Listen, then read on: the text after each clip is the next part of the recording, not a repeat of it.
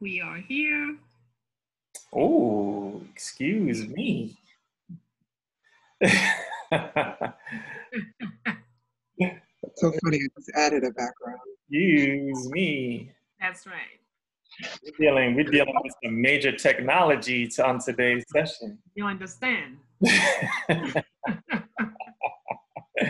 We're moving on up. Yes, indeed. Gede time is time for newness, for power, for creativity. So I love it. we have to move on with Gede's time. Absolutely, absolutely. All right, so let's go ahead and get started. Well, welcome everyone to another session of Bayyinah and Friends. My name is Franz Serencourt Jr., author, publisher with Thoroughbred Books. Today is November 5th, 2020, the year of clear vision. So we want to welcome everyone from all around the world this afternoon. And I believe we're going to have another great session today with, of course, our beloved Professor Bayyinah Bellow. And I believe we're also expecting a guest, a special guest as well. So I will hand it over to our gracious host, Professor Bayyinah Bellow. Welcome, welcome, everyone. Thank you one more time for being with us, for being willing to share information, willing to share knowledge so that we can all grow.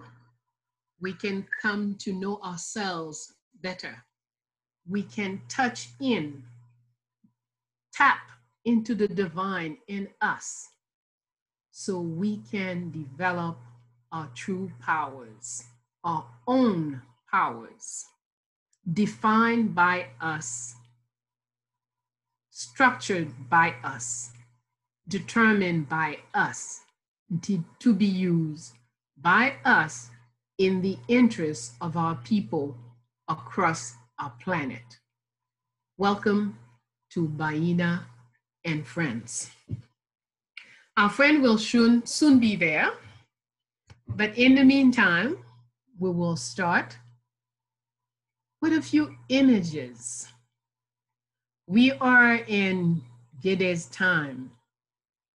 So what is the first image? Let's do some of those, not technological image, using our mind, our creativity.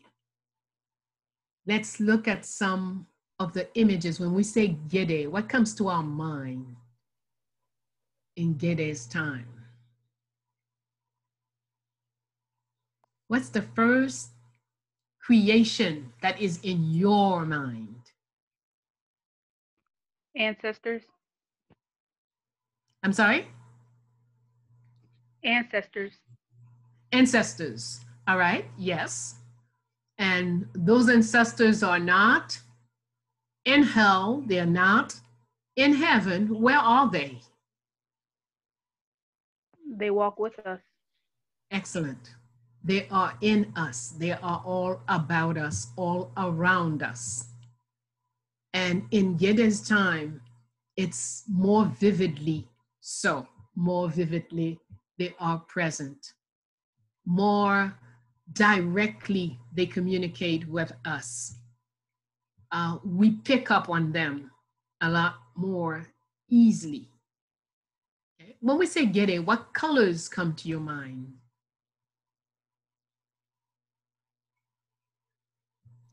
Purple, black, white. Excellent. Yes, purple, certainly. Black, evidently. White, yes. And red. There's a fourth color. And No. yellow. No. Red. Let's say red. Mm-mm. Green. Blue. Oh. Royal blue is the fourth color. The royal blue is also Gede's color. So those are the four dynamic, the dynamic combination of all that is in life and in death as far as colors. And of course, we're talking about Gideon, we're talking about life and death. We're talking about total freedom. If you're not afraid of death and you're not afraid of life,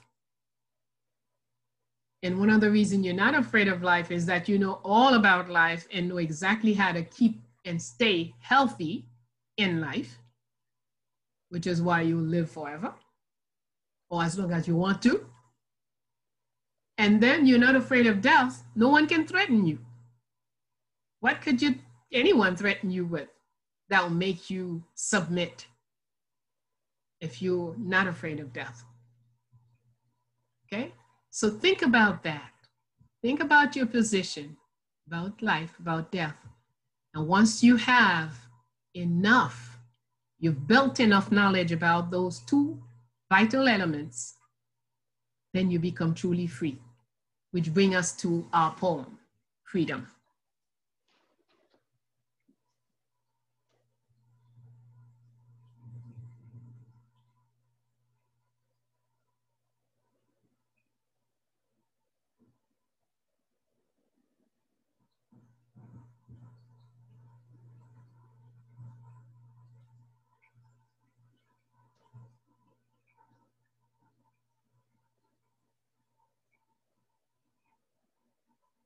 Wonderful.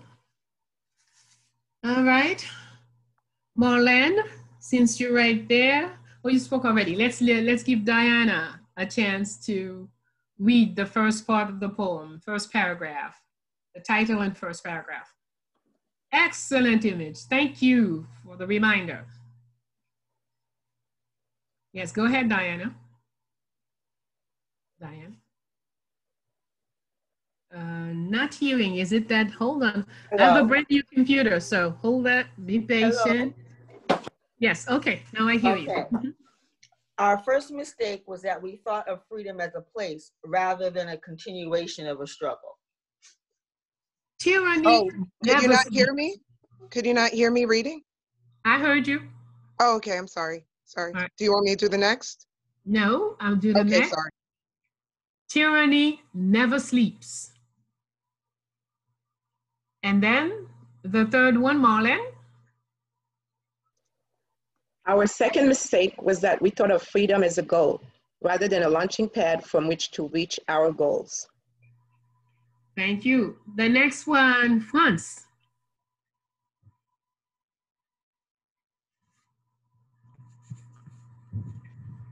Without purpose, freedom hardly matters.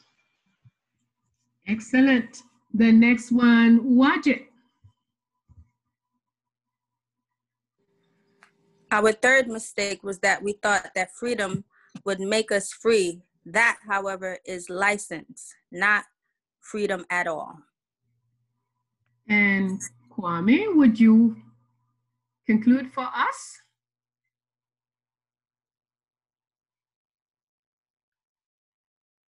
Or Jessica? Freedom is being shackled to identity, purpose, and direction, and being in constant pursuit. Thank you. Thank you to all. And you know, that too is a principle in Gede. Gede always shares with everybody. Gede has no preference to this one or that one. Whatever Gede has, he shares with everyone. Whatever he's opening for questions, opening for taking opinions, everyone gets to participate. That's one of the things that make Gede such a very attractive principle. It gives everyone a fair chance. So, we've read off our poem, Freedom. What does it mean to you, Nirva?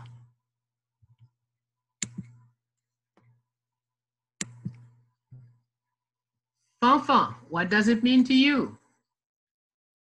You guys have to be quick or I move on to the next one. Chloe Labadi, what does it mean to you?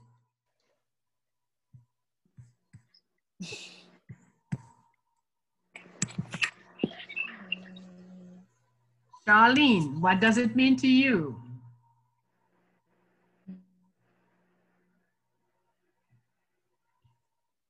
Lynn, what does it mean to you?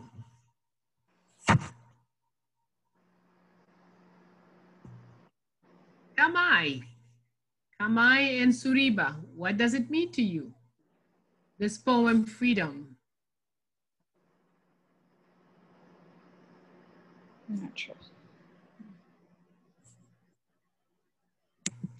Morgan, what does it mean to you?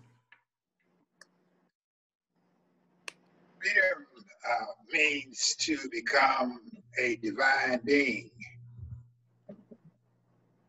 I'm sorry, it wasn't very clear. Would you try that again? Yeah. Freedom to me is to manifest the purpose of being on earth is to develop our divinity. Very good. Can you be divine and not be free?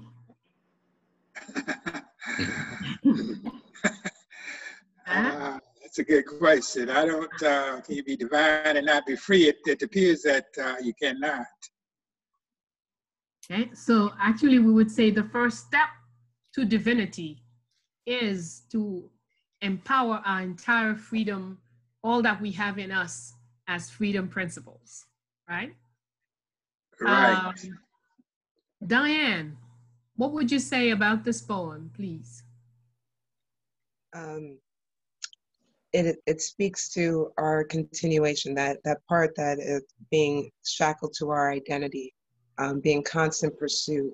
Every movement that we continue, even being on these calls on a weekly basis, that's a constant pursuit to understand, to learn, to grow, and to proceed for our people and for our community, and then humanity as a whole. So this speaks so vividly to not only following in your teachings, but following in our movements. Tyranny never sleeps, therefore we can't get tired. Excellent, Diane. We see that you're really being digested. And we take this opportunity to say welcome to our guest, Professor James Small, who is on the set, who's with us. And in a little while, we'll be directly with him, but we'll continue. We'll take two more comments on the poem Freedom. Jocelyn Joseph, Jocelyn, what would you say about freedom?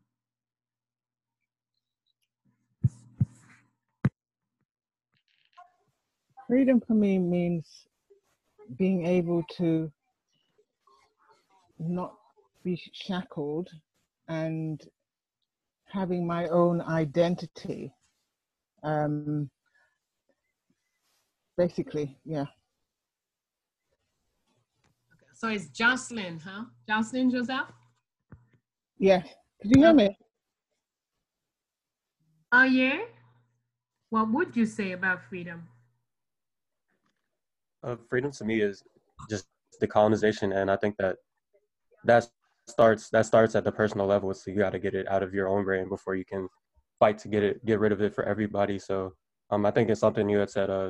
You got to get the white man out of your brain, and it's like you start with that, and then you can work with other people. So sorry, this is my first call. I'm sorry. Thank you, thank you. And we go to our guest, Professor Small. What would you share with us about freedom, please? Oh, I'm trying to figure freedom out. I like to, I'm a big person on definitions, and the word defines itself. Free from the word to the Greek to liberate, and dome from the word for mind. Freedom means to liberate your mind, and to liberate your mind, you must have a knowledge of your history, which means the experiences of your ancestry as they respond to this thing called life. Excellent. As usual, Professor James Small brings a higher level of knowledge, wisdom, and understanding to everything that he touches. Welcome, Professor James Small. Thank you, Sister Bayyinah. All right, we're done with our poem, and we go into our breathing How many now? I don't know if I want to do the breathing exercise with you guys. Wondering if you don't do it when we are not together. Do you do it? Do you work? I see Diana is agitating. That means she wants us to know that she does. All right, let's do it together. Let's do 7 deep breath. Let's take 7 deep breaths together. That's the first element of control, of developing a certain mastery over our own body. When we are, it's also about consciousness. When we are aware that we're breathing all the time, when we're aware how this breathing is being handled, is going, and then when we take charge to make it go a certain way, all these are exercises that will help us, not only physically, but also it makes you be conscious of what's going on in your body. So conscious of what's going on in your universe. So let's go. Sit up straight, back straight, shoulders straight, feet flat, hands on the knees, and we're gonna take 7 deep breaths together. Breathe in, hold. Breathe out, out, out. Breathe in,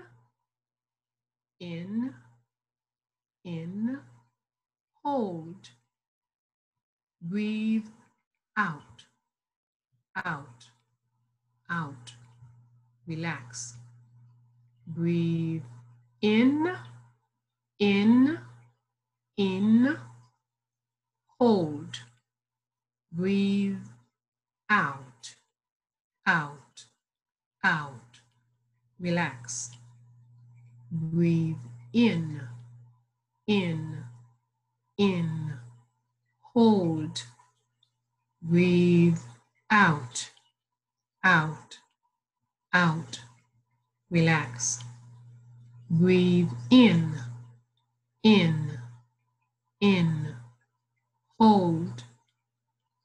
Breathe out, out, out. Relax. Breathe in, hold. Breathe out, out, out. Relax. Breathe in, hold. Breathe out, out, out. Relax. Today I did not set an intention for you, but I do hope that each person set an intention and breathe in and out the intentions that they have. Welcome again, Professor James Small. We're very, very happy to see you. Very happy to welcome you among us. Oh, and you've come with all your stuff. Look at the background. Woo. Oh, yeah, that's the Everybody's there. Now, he's come armed today. Wonderful. All right. So, Professor James Small, we are going to talk about Gede today. Since Gede, as we know in IT, is the principle that stands at the crossroad of life and death. Very often people refer to Gede as the divinity of death. That's not it. It is, Gede stands at the crossroad of life and death. He is living and dead simultaneously. That means he knows both worlds. Gede, as we know him in IT, is also the best doctor. Why do I say the best doctor? There are those who treat with leaves. There are those different principles who treat with different things, with different medicine. Gede can treat you with anything. You could come to Gede and say, well, I'm not seeing in this eye, or I'm having this or that pain. And the Gede will spit on it, and that pain is gone. Or I will tell you, take the earth, take some soil and rub it on your foot. And that's the end of that. So Gede is really a master healer. He can heal with anything at all. And so he knows life, he knows humans very well. That's why that's also the spirit that stays around more with us. When Ogu comes, he might stay a few minutes, maybe a half hour perhaps. The Ezulis, they'll come and go very quickly. The guns, they go seconds, they're gone. But when Gede comes, he could spend hours with us. He could spend days with us. So he knows humans very well. He talks about all the different elements of our lives. He advises us on every part of our lives. If you're debating whether or not to go to school, or you're not sure whether to do law or medicine, you come by Gede, and Gede will just say, well, you know what? You should do anthropology. Geology is your way. Why are you looking at medicine? Architecture is what will open the door for you. So Gede is really, really, very, very much a part of human life. So after this little introduction, we'll open the floor for Professor James Small to share with us what he wants to about Gede. Well, Gede reminds me of actually 3 of the Orishas that I serve. First, Eshu, who stands at the crossroads. And then my mother, Oya, who is the guardian of the gateway to the cemetery. And my godmother, Oba, who guards the spirits within the cemetery. And cemeteries uses metaphors. You're not talking about a physical cemetery or a physical gateway. And all 3 of them have the healing powers as Gede. And so what Gede reminds me of is that aspect of the universe and that aspect of the human being that we must learn to develop in order to really be in control of the temple we live in, this thing we call our bodies, in order to be able to contain the spirit that we call Gede, to then be informed by the qualities and the attributes, the personality, character type that is Gede, as we learn and go along. And so from my understanding, it is learning to recognize within you and within the environment that you live in, those powers that is Gede, those elements that is Gede, so that you can then have the kind of relationship with self-healing, both internally and with thoughts, concepts, and ideas, and externally with herbs and other fullness that's available for your use to make yourself strong and healthy. Even the things you may drink as a tea, you know, the things you may do to cleanse your system, the things you may do to heal your skin. All of those things are part of that force, because we're constantly at that crossroads between life, which is forever living, and death, which is forever dying. We're always there. And so when we learn and study Gede and the forces that it represents, that we can recognize around us, and then we can even recognize it in other beings and other living things, but then learn how to develop those qualities within yourself so they become your habit, your character. Then you are having a real relationship with the force of nature, the Loa, that we call Gede. Because none of these things live unless we allow it to live within us. They live in nature. They live in the cosmology. They live in you. But until your consciousness become awakened to them, until your consciousness become aware of their being, the aspects of their being. So when we think of death in the Euro culture that most of us grow up in, we think of a finality and a deterioration and something that is no more. But when you think of death in the Voodoo system, in the African system, you think of transition, transitoriness, that which transits. Because in order to get to death, it had to be in life. And in order for it to become life again, it had to have been in death. And in all African systems, there is no such thing as death, the finality. What we call death is a transition. And either a transition to a higher return, or a transition to come and complete the work you did not do when you were here in the first occasion. So I look at Gede, the little I know about it, as that place at the crossroads. And when we think psychologically of a crossroads, you think of someone that is in conflict. They got a problem. They don't know which way to go when you're at a crossroads.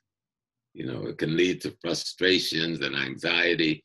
But when you know Gede and you call upon Gede, it can tell you which direction to go in. So you can solve the contradiction within you that has been leading to anxiety and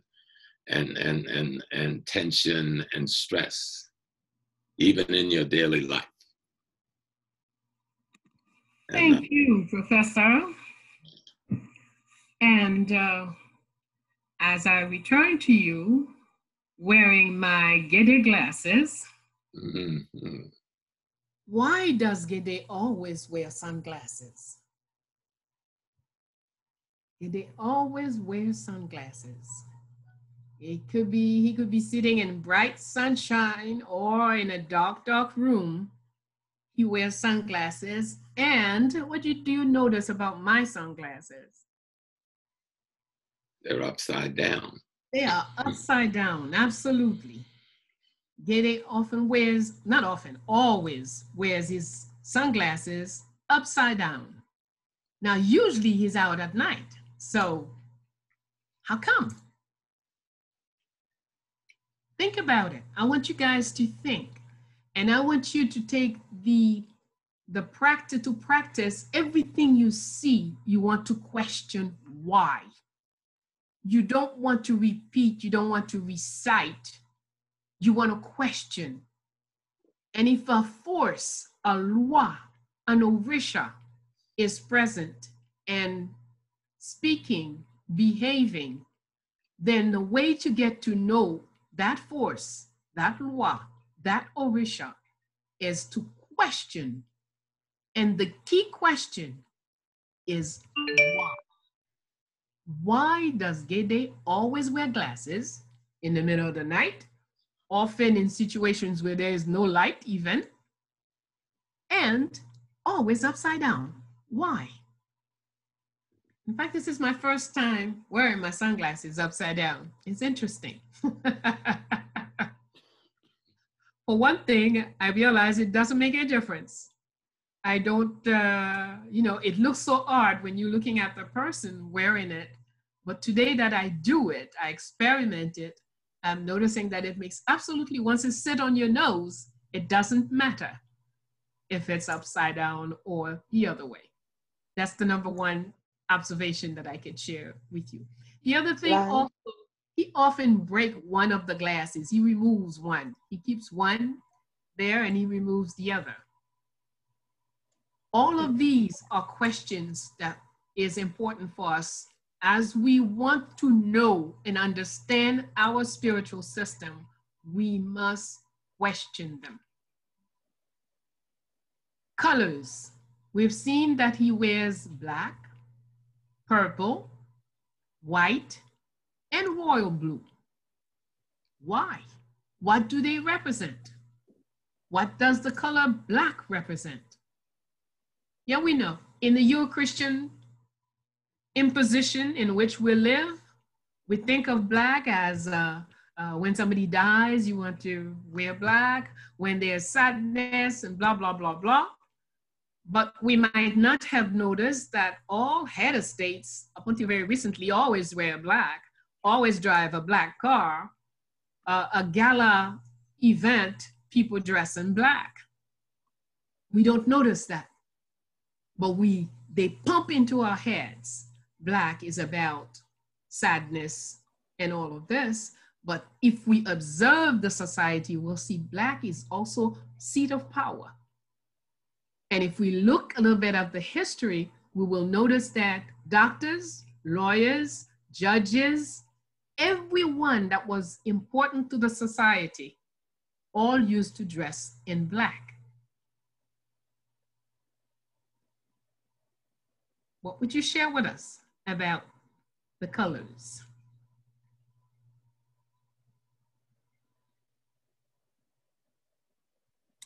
Do you want me to talk about colors? I'm sorry? Oh, who are you asking? Anyone to share with you, Professor. Oh, okay. Well, you know, I have to always go back to the systems that I'm most adept in. Very important. All of it is ours. Yes, it's all the same. Yes. So when I look at the colors, when in the Akan system, of which I've had some training, we'll see if there's a funeral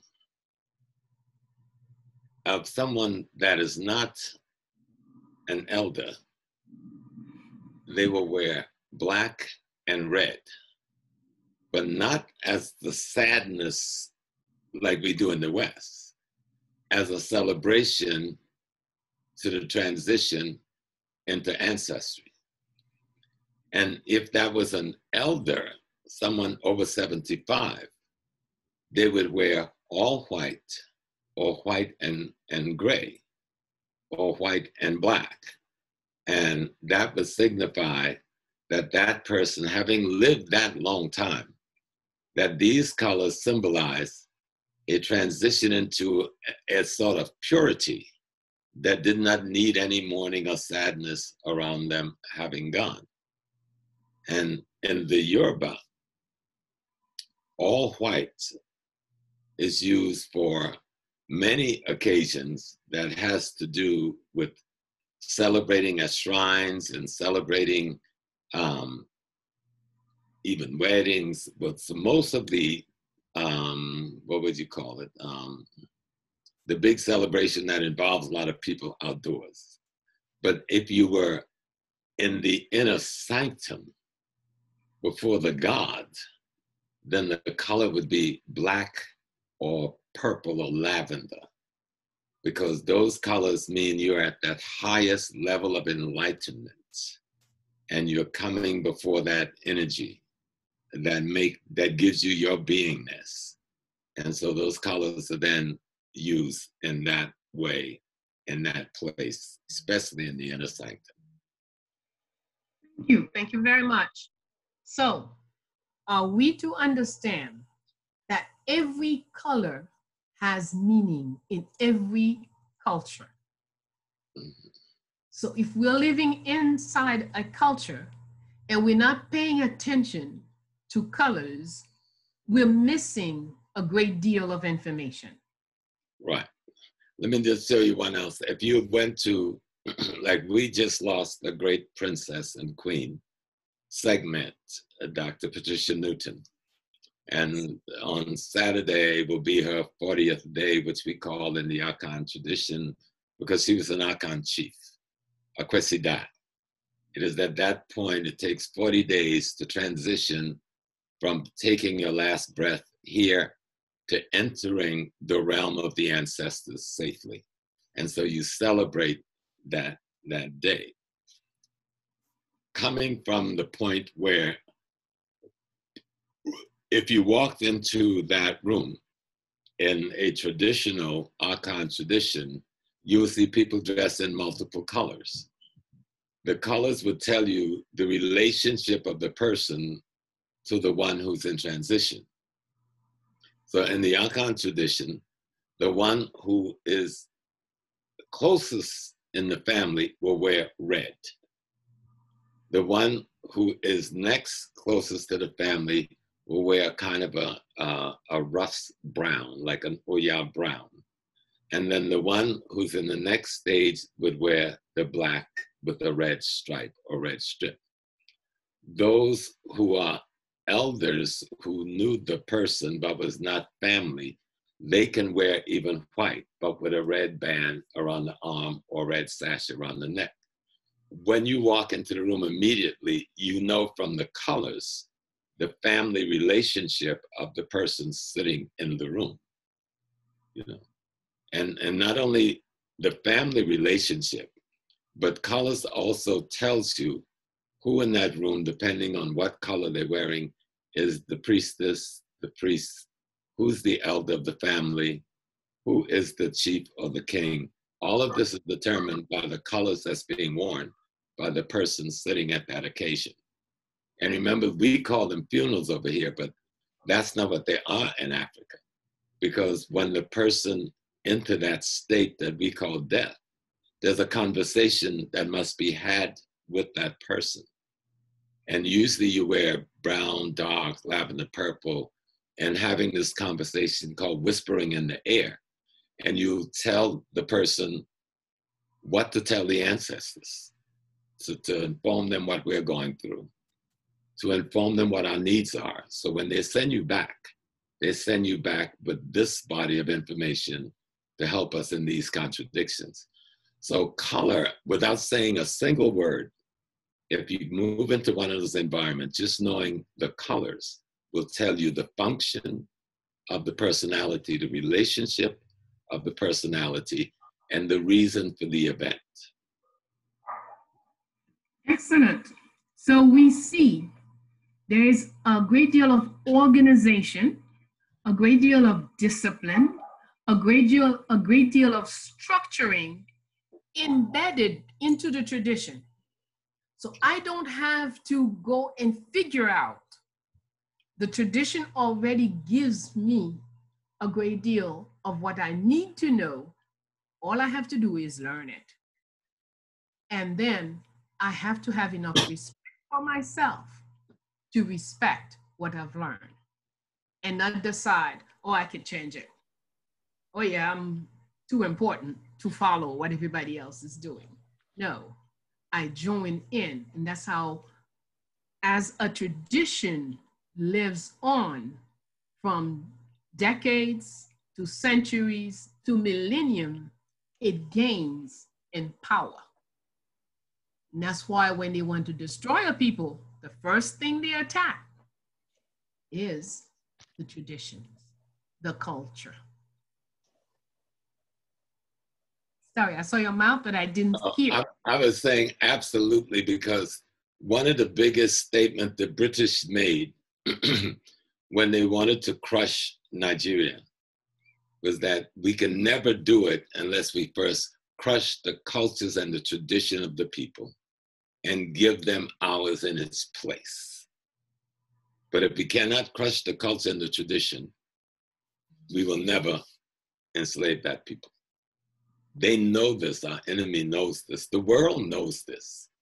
And that's why we have to be clear and understand there will be no freedom. When in your poem, when it talks about identity, it's not talking about personality. Your identity is your tradition. Your identity is your culture. And it said you should be shackled, the poem said be shackled to its goals and its principles. So if you're shackled to the goals and the principles of your culture, of your traditions, no one can take your freedom away from you. Absolutely. Absolutely. So we see as we go into, Gede also has the the longest season. Gede season starts mid-October and goes all the way to January 6th. That's the longest one. You know, Ogus just have about a week. Others have a few days. Some have just one day that they celebrate, but Gede stuff lasts. And there are so many of them. Generally, when you come to Haiti, whether you are, of course, November 1st is the biggest, 1st, 2nd, 3rd, those are the biggest days. Everywhere you go, there's some Gede celebration. But then also throughout the month, you will find, you know, just where is there a Gede? November 17th, November 18th, November 20th. You know, this one is celebrating the last week in November, et cetera, et cetera. So there are many, many different places that you could go, different celebrations that you could participate in. Today, some of them have lost of the quality of the essence of Gede. And some of it has become affected in many different ways, including some have adopted a Halloween thing. Some people want to make us believe that Halloween and Gede is the same thing. No way. Absolutely not. Okay? But that's what they do. That's how they integrate what you do with their stuff so that they will dilute the power that is in what you do. So we need to really be mindful, learn to know, so we can make intelligent choices as to where we go and what we support. Very good. So, Gede, what does Gede eat? What does Gede eat? But hey, I'm not looking at the time. I'm all gone into Gede. I have not done my duty for Fondation Félicité. So before we go into what Gede eat, and there I will be asking all of you, so do a little bit of homework while we do, we talk to you about Fondation Félicité. All right?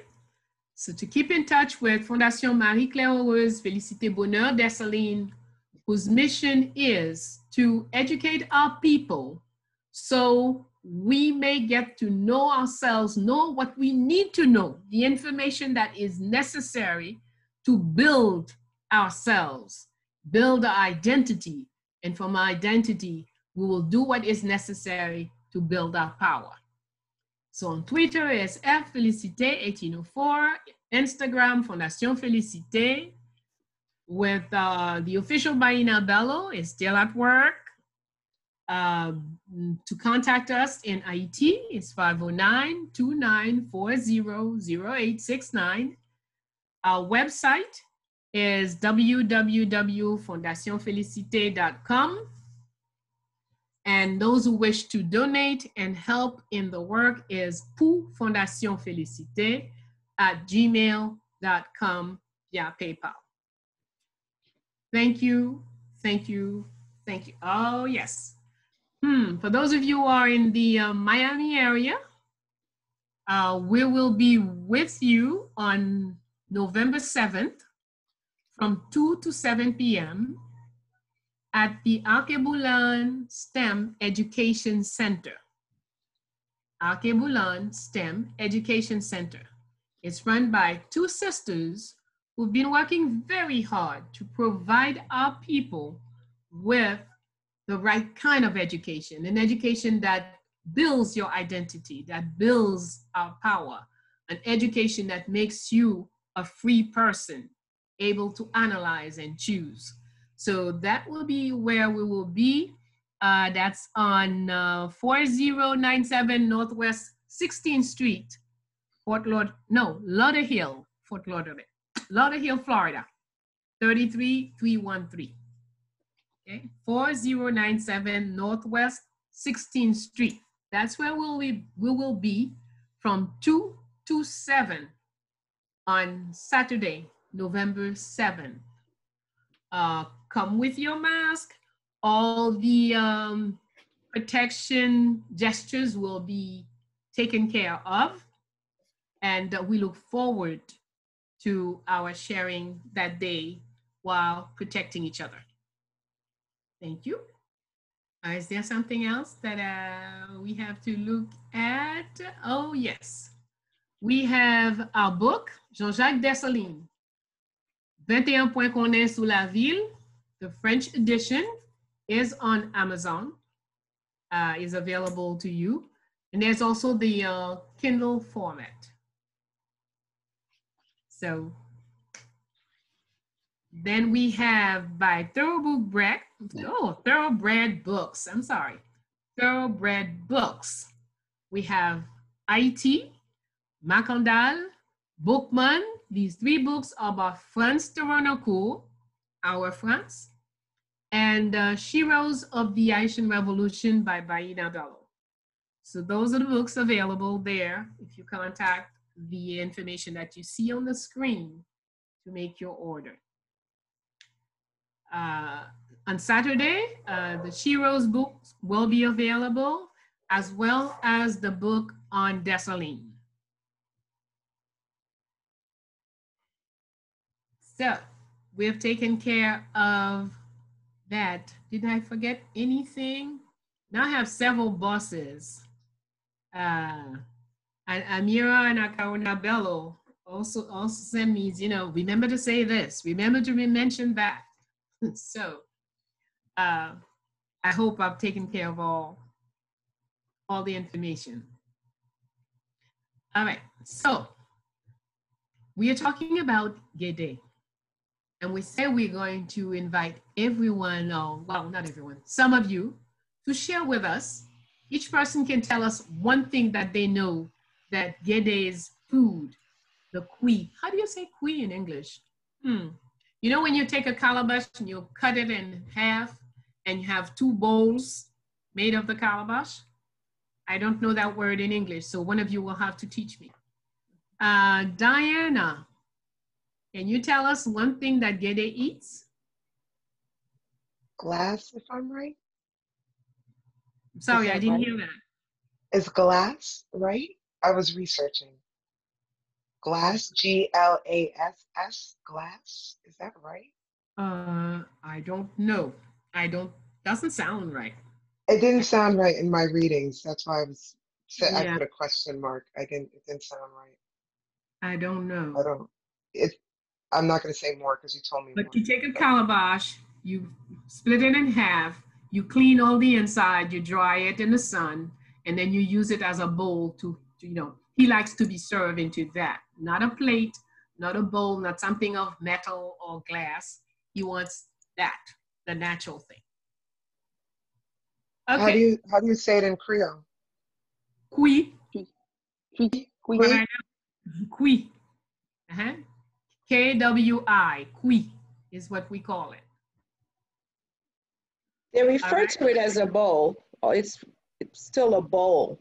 It's just what it's made of. That's all, but it's still a bowl. No, they don't have a name for it. We need to create the French word. Okay? So what does he eat? Marlene, tell us one thing that Gede eats. Aracel. Excellent. Marcia, you're gonna tell us one thing Gede eats? Bukane. Bukane is how you prepare it. Yes, okay, so yum. A white good. Yum. Yum, yes. Yum. Patat, yes, sweet potatoes. And banan. And plantain, yes. Hot pepper. Yeah. Lots of hot pepper. Apples. Yes, with Gede, it's plenty hot. Do you eat apples as well? I'm sorry? Apples? Apples? Yeah. I don't think so. I haven't eaten apples. Boiled rice? Can you guys translate the first thing said he ate? I'm sorry, it was said in Creole. Can you say it again? Before white yam. Aracel, a herring. Oh, yes. Thank you. Herring. everything, he doesn't use much water. So you have to put his food directly on the fire, cook it, grill is what you say here. But we call it boucané. We put it directly on the fire and have it cooked by the fire. And then add plenty of onions and hot pepper and lemon juice over his food. That's what, you know, okay. Now, why?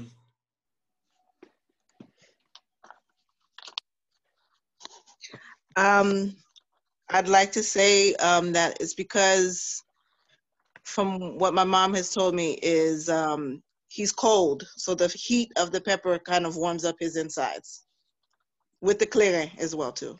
Right, he does drink a lot of claret.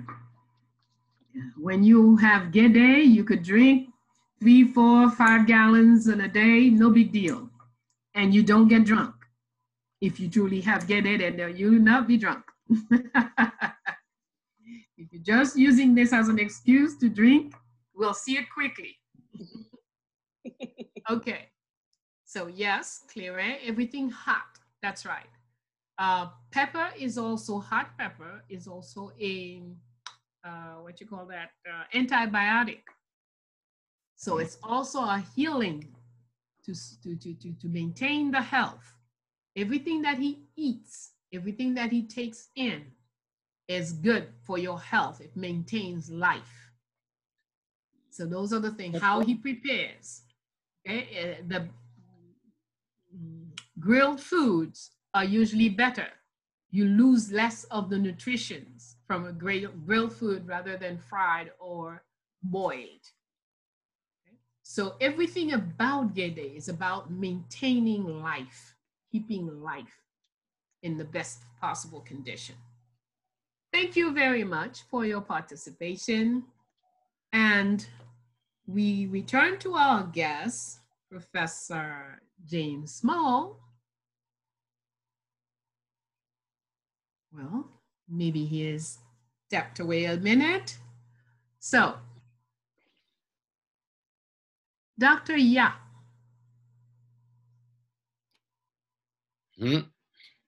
All right, Professor Small is back.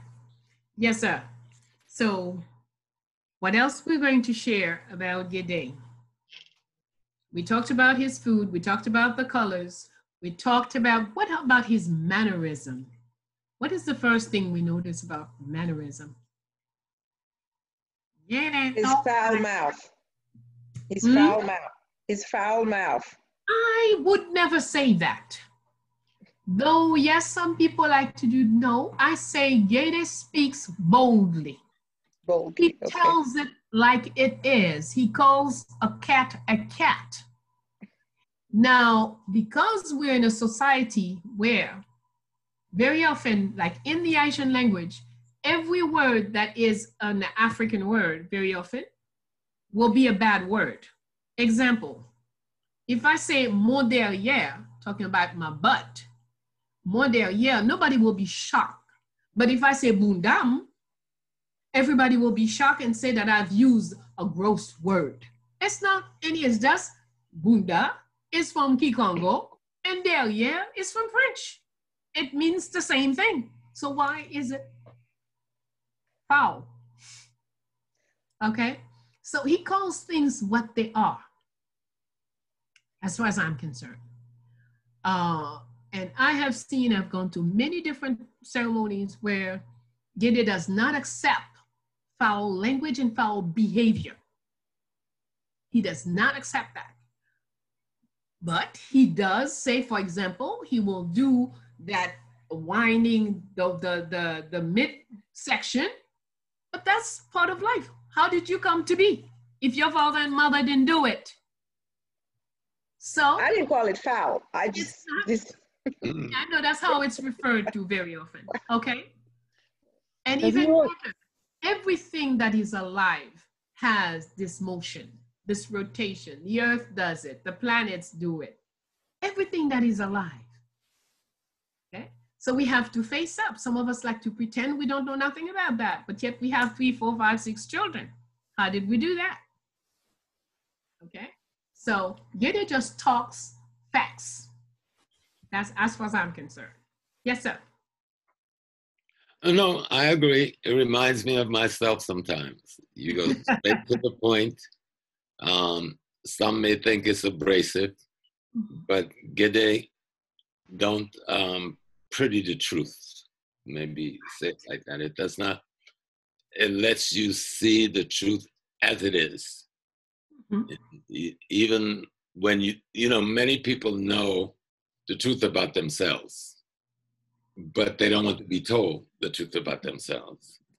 So when you meet Gede, he will tell you, we call it in America the raw, unadulterated truth. Right. This is you. Exactly. This is the behavior that you want to carry on, but you don't want to be called on it. So I'm going to tell you, it's like that. Exactly. Yes. That's the way I see Gede. That's the way I've experienced it. Gede is always very direct. Whoever you are, that's not his problem. Right. You come here, you will hear the truth. If you don't want to hear the truth, then you stay away. That's fine. But if you're here, don't come and pretend. I've seen situations, for example, a priest or a pastor who comes in well disguised, trying to, dress up in the way that perhaps they expect people not to recognize them. And when they come in front of Gede, they say, "Hi, Pastor, how are you? How was church yesterday?"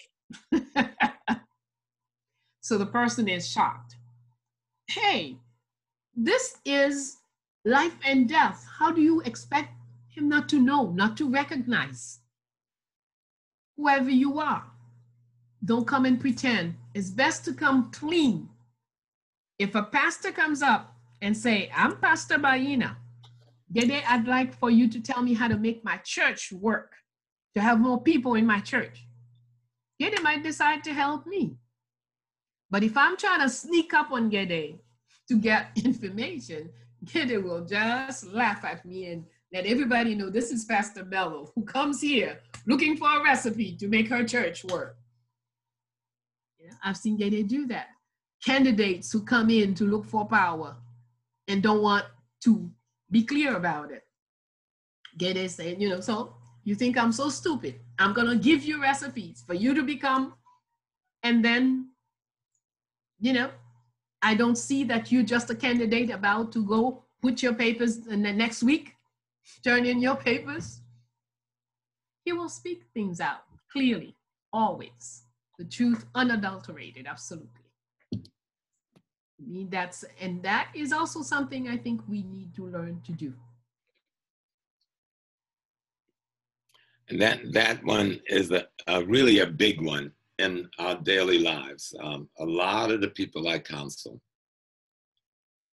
will say, "Oh, I think I'm a good person."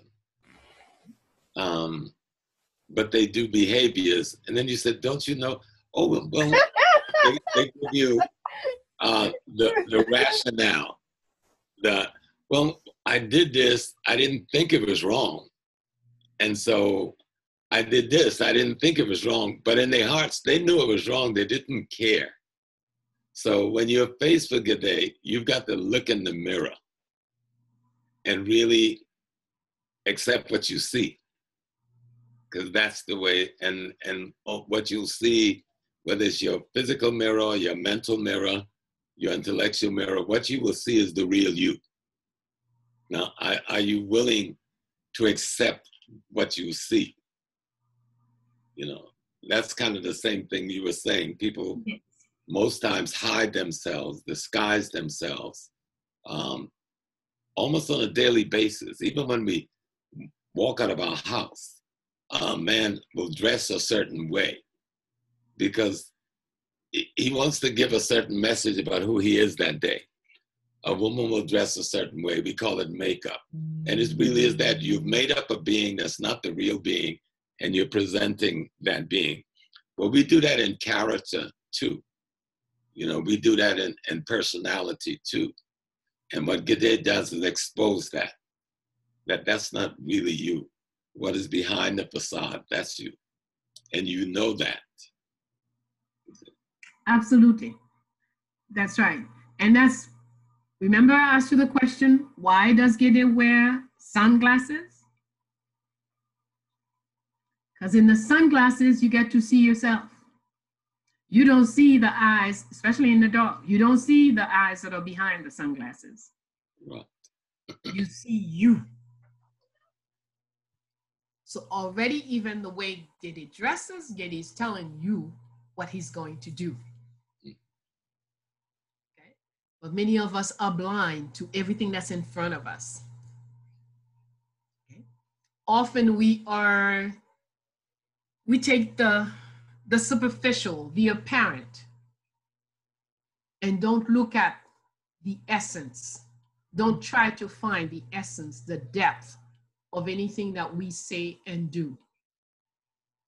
And that's where our power lies, in our essence, in our depth. So we have to make it a habit to question ourselves, to look at all the various facets. You see, anything, whatever you are, you could be a murderer, you could be whatever. If you face up, if you want to change, then you're going to have to face up. Until you can tell yourself, I'm a murderer, and I don't want to live as a murderer anymore. Then you'll find the ways to stop. But if you say, well, I killed this one because they forced me, I killed that one because they did this, so the person is guilty of your actions, then you will never change your actions that you don't like.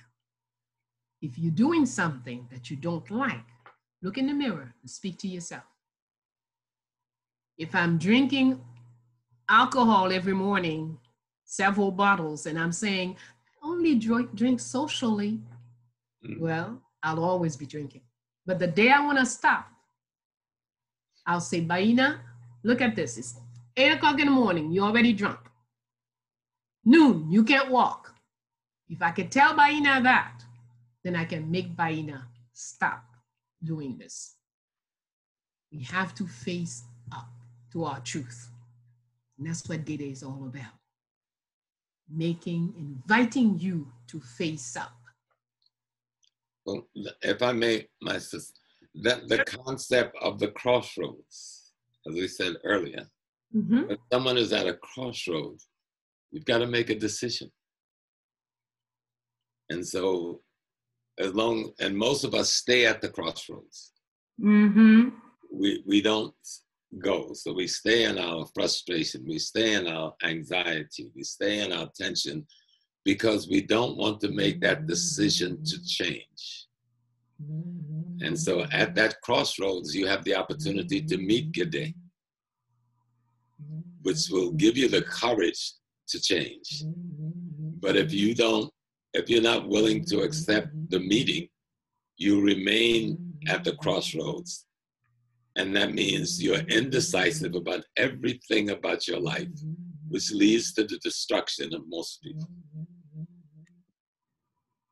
Very true. Very true.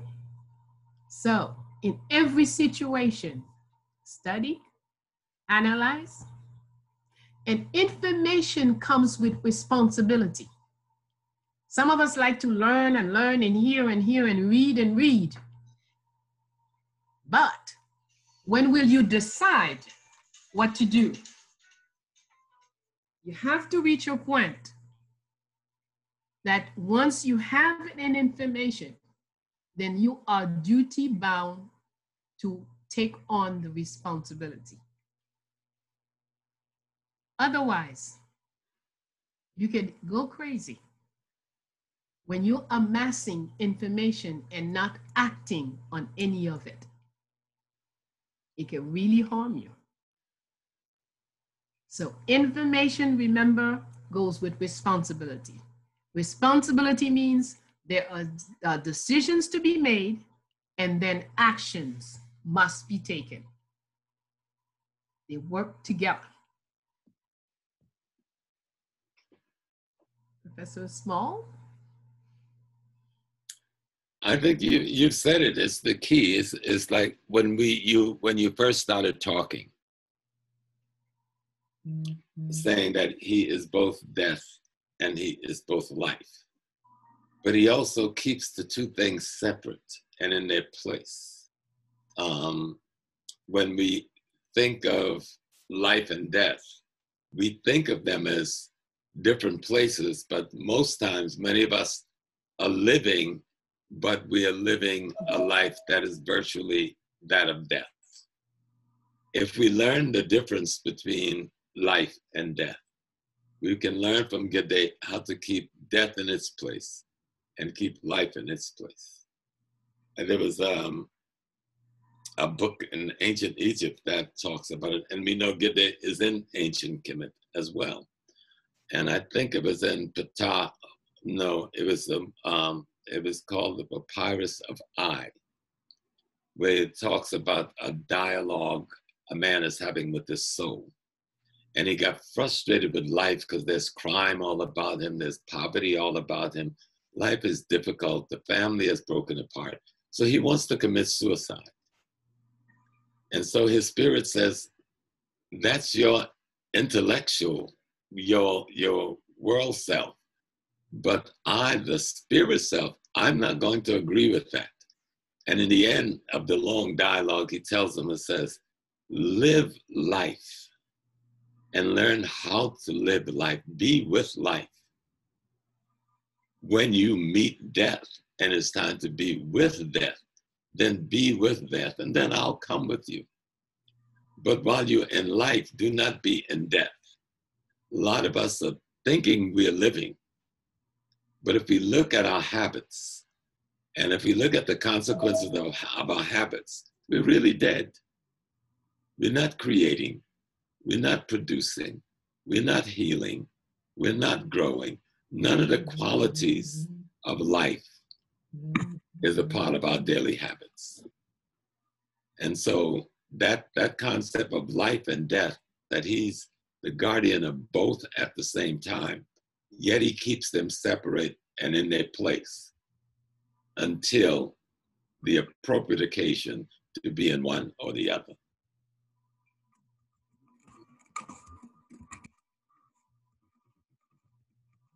Yes, indeed.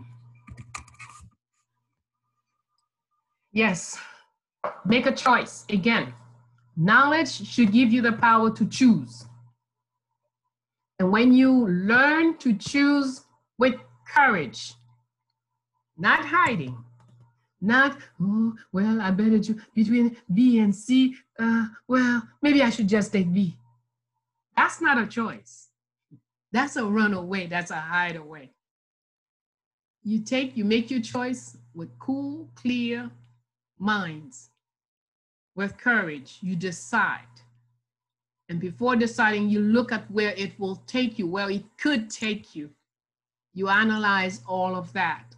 And then you make a choice and assume the responsibility and all the impacts. That's how we live courageously. So the time has come for us to start, for everyone to have the opportunity to partake of the exchange. You know, we're very adamant about this. We do not want this to be a one person talking or two people talking. We are in an exchange here, and we really like when as many people as possible participate.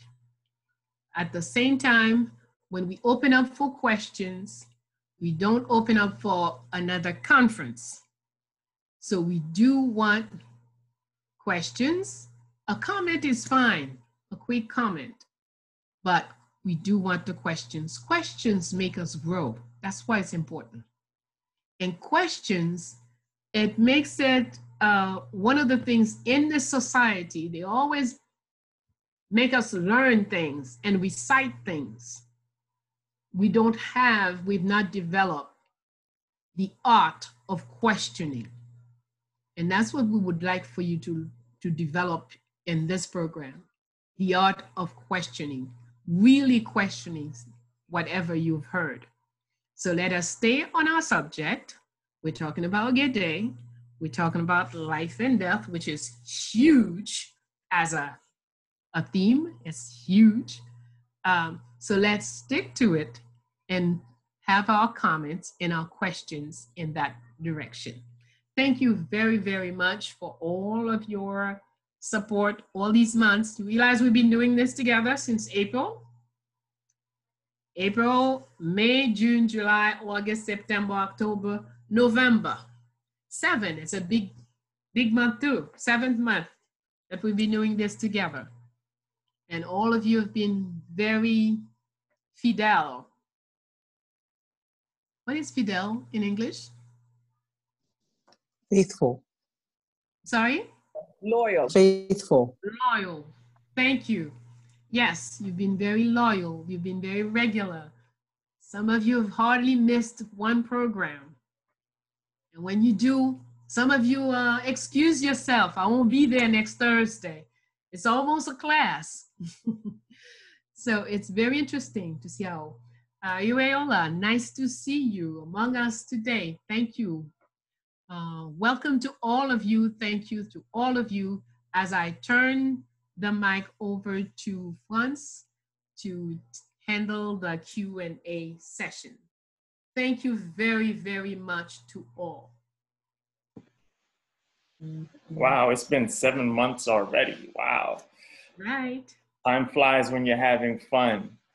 So thank you, Professor Bellow. And I want to say thank you to Professor Small. It's a pleasure to have you back on the program. I mean, you're one of our favorite guests, and you know, everything that you share with us is always so very insightful, and we learn so much when you join us. So thank you for being here, Professor Small. And also, I believe you recently had a birthday. Not recently, is that correct? Yes, last week I had a big birthday. It is so big, I no longer have to take my shoes when I go in the airport. So that means I'm 75 years of being with life.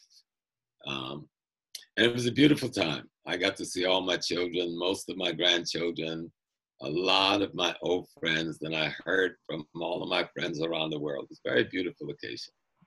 It almost made me wonder, this is where Gede probably was standing there. I go, why is things so nice? Why is I'm seeing everybody? Maybe I'm moving from the life aspect to the death aspect, because this was the best birthday I'd ever had. And I never celebrated birthdays much growing up. I just felt it was another party, and I didn't want to waste my time on parties. But as I got older, my children insist that they would celebrate. So I just let them celebrate. And then the most beautiful thing, and I'll end with the next day, my eldest daughter, who couldn't come, called me to her house, and she cooked her daddy a 5-course meal. The most beautiful meal. And just her and I sat and talked and ate. That was beautiful. Wonderful. I also heard that Dr. Tata had a celebration for you. Yes. And Dr. Tata, for those who know, is in Germany, and she's from Cameroon, and the audience is from all over the world. So it was just absolutely wonderful. It was a good day. Yeah, my mother was happy that day.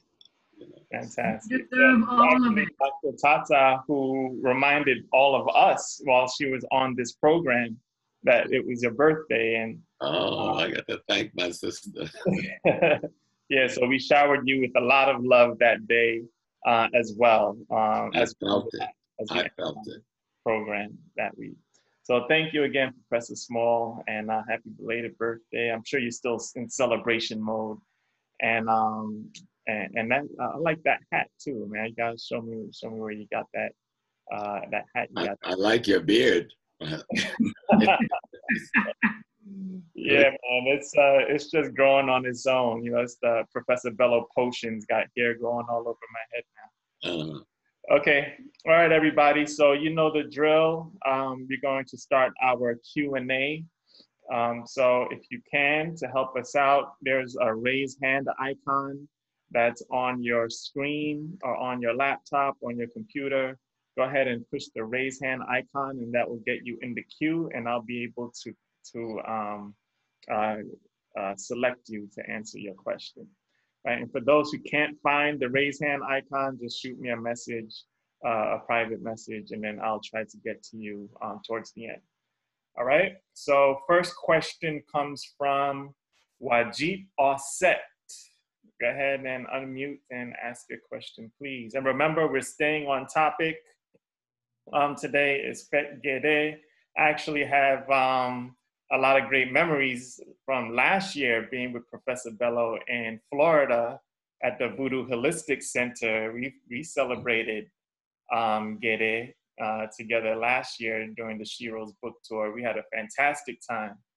So so go ahead, Wajid. You could unmute yourself and ask your question. Yes, thank you, Brother Franz, and peace and blessings to all. Peace and blessings, Ma Bello, and peace and blessings to you, Professor Smalls, for coming back. Happy belated born day. I'm so happy you came back to speak with us and to share again. I just really had a comment on my whole concept of Gede, because this is the first time I'm really hear about it. I'm kind of relating it to the energy of Elegua. So when you talk about living in Gede, in relation to the poem, would you say if you're living in your purpose, that's more of living in life? Whereas if you're going against your purpose, you're sort of living in Gede in the sense of living in death? Would you make that same relation as far as with the poem, as far as your purpose goes and living in life and living in death? You want me or Dr. Bayyinah? You, Professor Smalls. Well, in the poem, it's making it very clear. Like I said, the word freedom itself means a liberated mind, an informed mind. And the mind can only be informed by your tradition, the wisdom of your ancestors. If you're not free, you're dead. There's no middle ground there. You're either a free being or you're a dead being. And then others use your carcass or your body with their mind. That's when the European is the only one that I know that have zombies. I could put it that way. It's the only one I know that have zombies. They have other people's dead bodies with their dead minds. And they call that life. Freedom allows you, as it says, to be shackled to your identity, your tradition, its goals, and its purpose. And the purpose of our tradition is life and living. The part of Gede has to do, if I can recall, with fertility. We think of just life, but with fertility itself. And so when you see the depth of it, you understand that life is forever living. And that even though we use the word death, because we're speaking English, we're not really talking about the death that you know when you're thinking English. You know, it's like the butterfly in the cocoon, you know.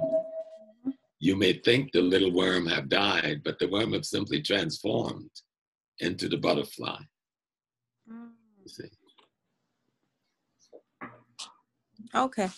All right. Thank you. So it's more of a just with Gede, that's more of just fertility. So there's no form of Gede where it's like if you're not in your purpose, you're in death. No, you missed that. I'm gonna go back again. Sorry. I use fertility just to talk about the aspect of life. We said he's at the crossroads. We said he's both the guardian of life and death. But he keeps them separate. And then we said that death is not that Western thing we think of, finality, finish, you're going to rot. That's not what death is in the African tradition. Death is a transitory period to go to a higher life. But when you're going through that process, you're not producing and being productive. That's why we use whatever term that reference death, because we're talking about you becoming a higher self. Think past death as a final. It's final. It's not a final thing. It is the beginning of something. You sit there, and I look at you. You are your mother and your father. No, you're not just their child. You are them. And they were their mothers and fathers who were your grandparents. You're not just their grandchild. You are your grandparents. So where is death? In the sense we see it in the West. Do you understand that? Well received, well received. Thank you, Professor Smalls. Thank you. Thank you, Wajid. Okay, next question comes from Marlene. Marlene Jean, go ahead. Ask a question, please. Good afternoon, Professor Bellow and Professor Small. Good afternoon. Good afternoon, Marlene. Yes, hi. My comment, maybe question, or just maybe a comment.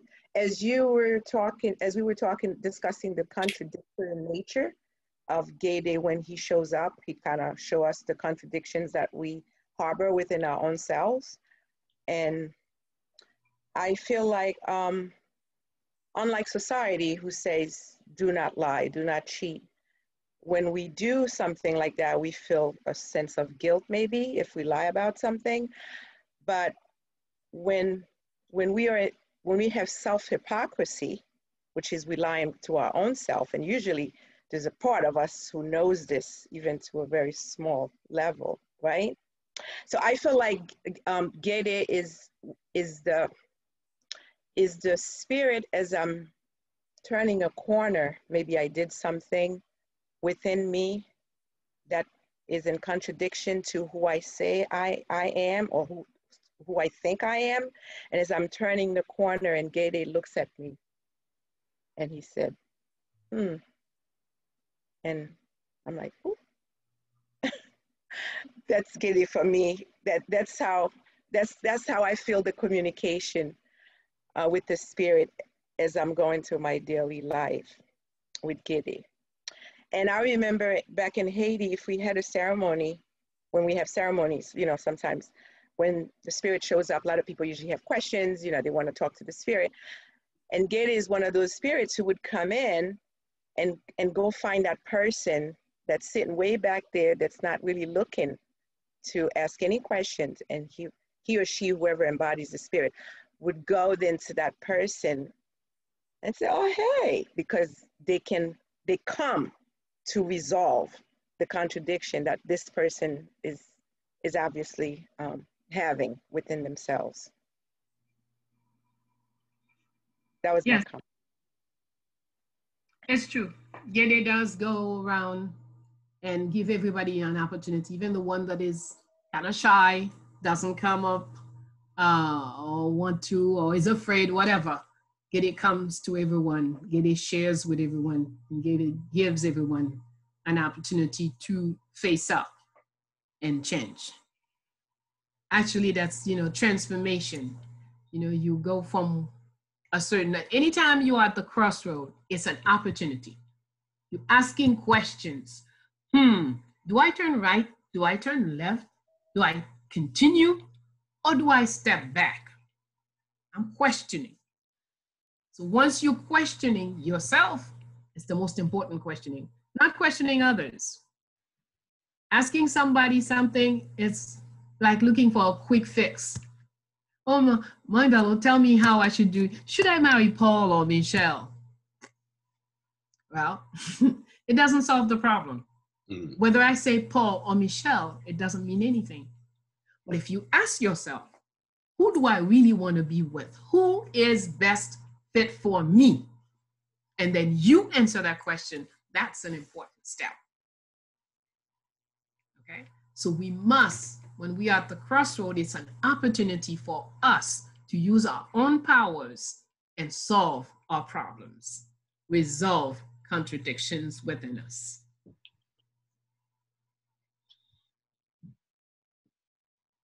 All right, very good. Thank you, Marlene, for your question and comment. All right, let's see. Next question comes from Nyasha. Nyasha Maleko. Go ahead, unmute yourself, ask your question, please.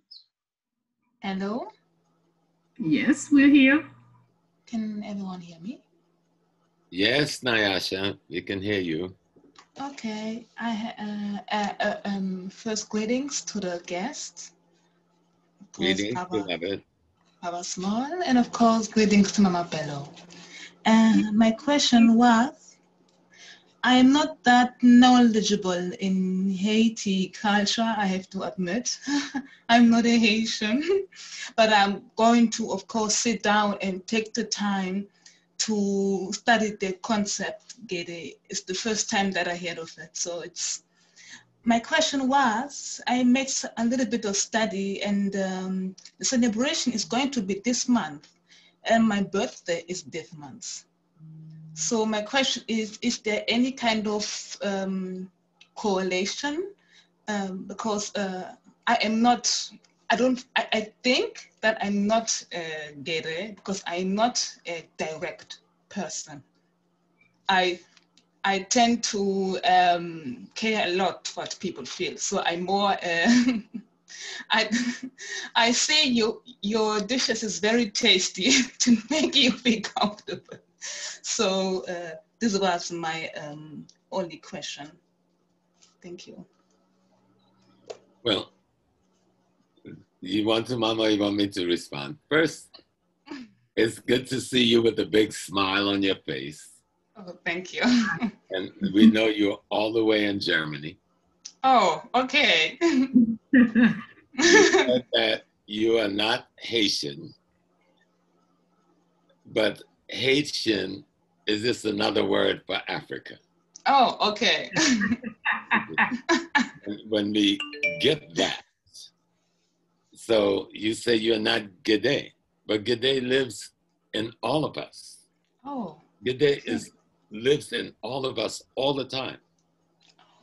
When you tell that person, oh, your soup tastes wonderful, and you just spat the soup out when they didn't look, Gede would tell you in your own mind, you have done a lie, done a misrepresentation. That behavior wasn't the most appropriate.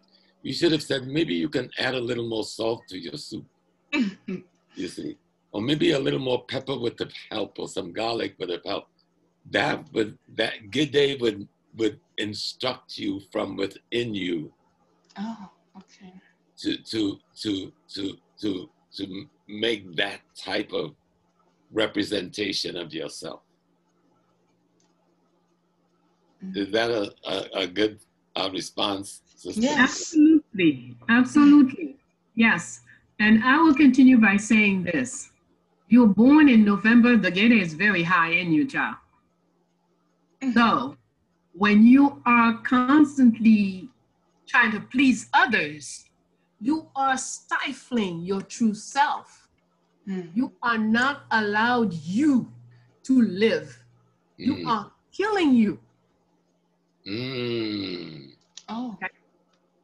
Being born in this period, you have the characteristics, very strong characteristics of people who face up, but conditioning has brought you to hide yourself and not to assume yourself. You are of the type of people of Capoeira Mor in the revolution in Haiti. That's a Gede who faced up all kinds of things and trust the power within to deal with the situations. So you are, you are a powerful woman who is hiding as a minky, miserly somebody. Let yourself be. That was painful. That was truthful, Mama Bellow. Yes. That was really cool. Gede is showing up. This is my little sister, and I know my little sister, and you have touched her soul in the right place. That's Gede. You just spoke with Gede, Naisha. Yes. Okay. One quick question. Does Gede also grow with age? So when I'm getting 26 this month. So is Gede growing with age? No, it will grow with your practicing and accepting yourself. Okay. How it will grow. Okay. Continue to hide. You know, you'll continue to be a living dead.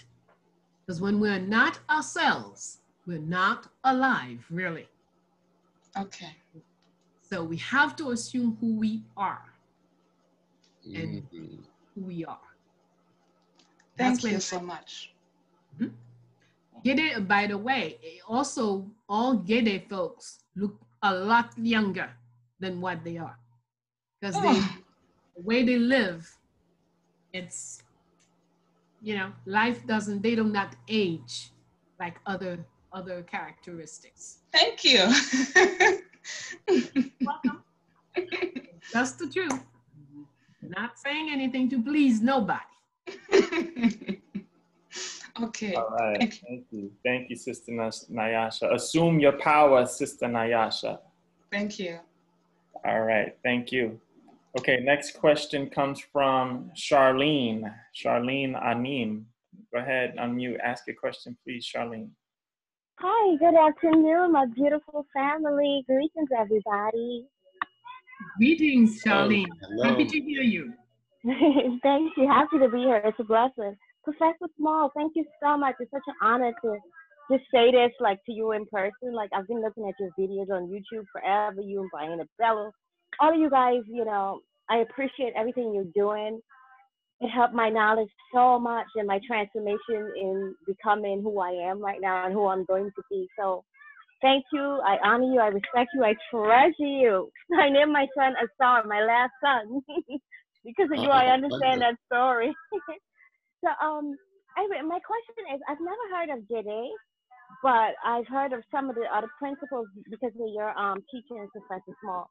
So, is it like another characteristic that's within us that we have to conjure up when we need it? Like, is there a special ceremony? I guess I'm a little confused.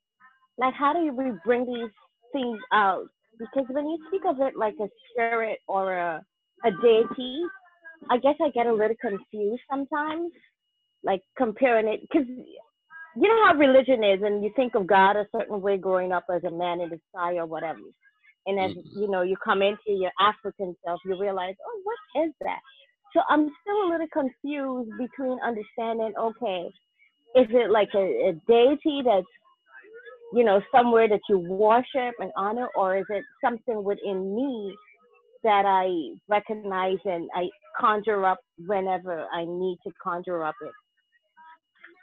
Well, I'm not sure if I'm asking my question right. You're asking a very good question. But, you know, in the English language, they use conjure as a negative. Ew.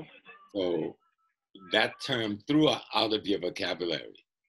Look at, you can say calling, asking, praying, even begging for them to come forth. The Gede lives throughout the universe. Throughout the universe. When we see the Bebe, the symbol for Gede in Haiti, where did that drawing come from? Why did who came up with such a drawing? But that drawing is a cosmic energy configuration, you know, trying to describe a force of energy that it inundates everything that lives. I'm here sitting in New Rochelle. You are where you are, but yet Gede is as much with me at this very moment as Gede is with you at this very moment. But you have to be willing to listen to what is inside of you. When in the religion, try to let a lot of the concept of Western religion go. where the only God is outside of you someplace, and you're appealing to something outside of you that's identified in the image of someone who gave it to you. Even if we have an image for G'day, like I have my brother here, if you can see, with me. Now, this is wood, but it's not just wood, okay? I have embedded my energy in this wood, and this wood comes with its own energy. Right. And has become a certain and a particular character for me. All right? Let me make it some. When you eat food, right? You're eating some peas, just some old dried peas.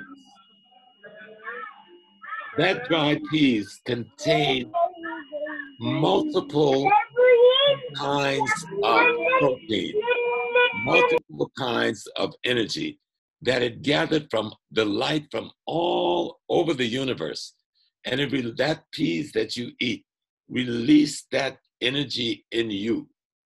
That energy then makes the cells in your body healthy and strong from that little peas.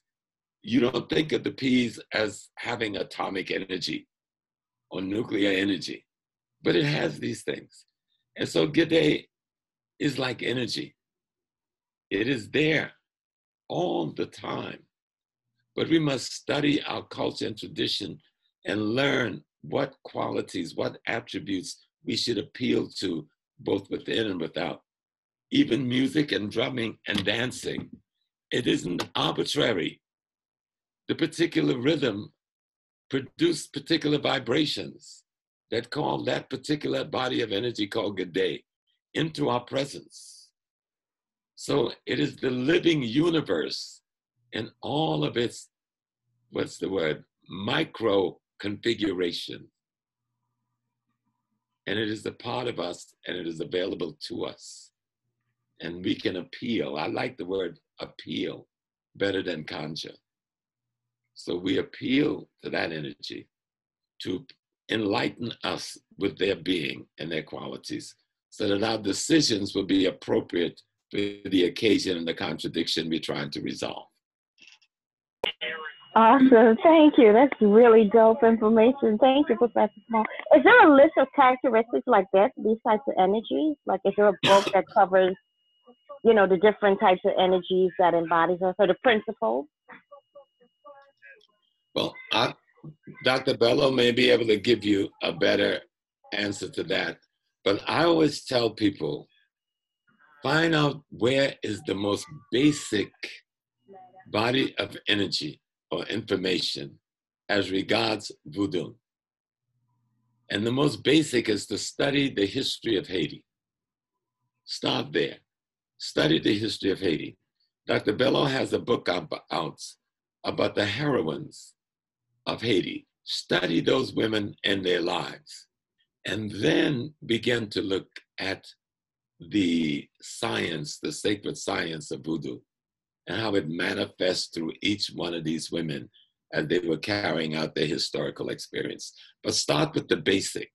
We don't want to get the physics when we haven't got general science down. Start with the history of Haiti and start with the characters in the book that Dr. Bellow has written. Right on. Thank you so much, my brother. Thank you. Thank you.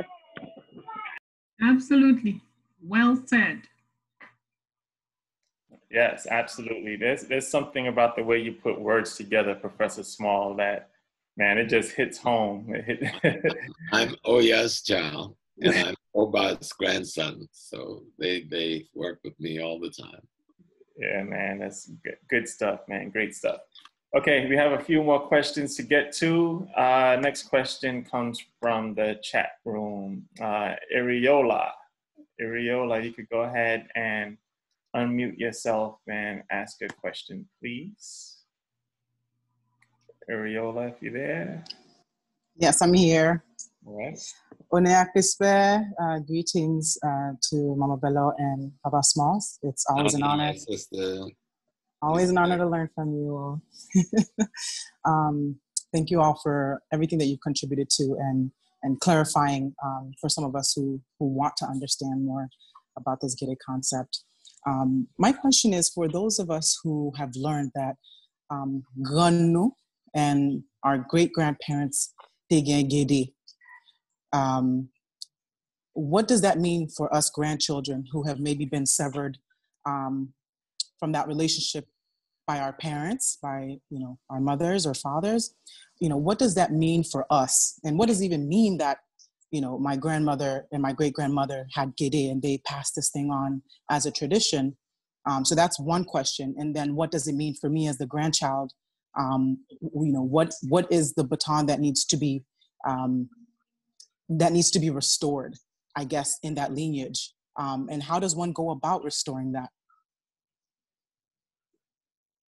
Excellent question. Okay, Mother Bellow is telling me to go first.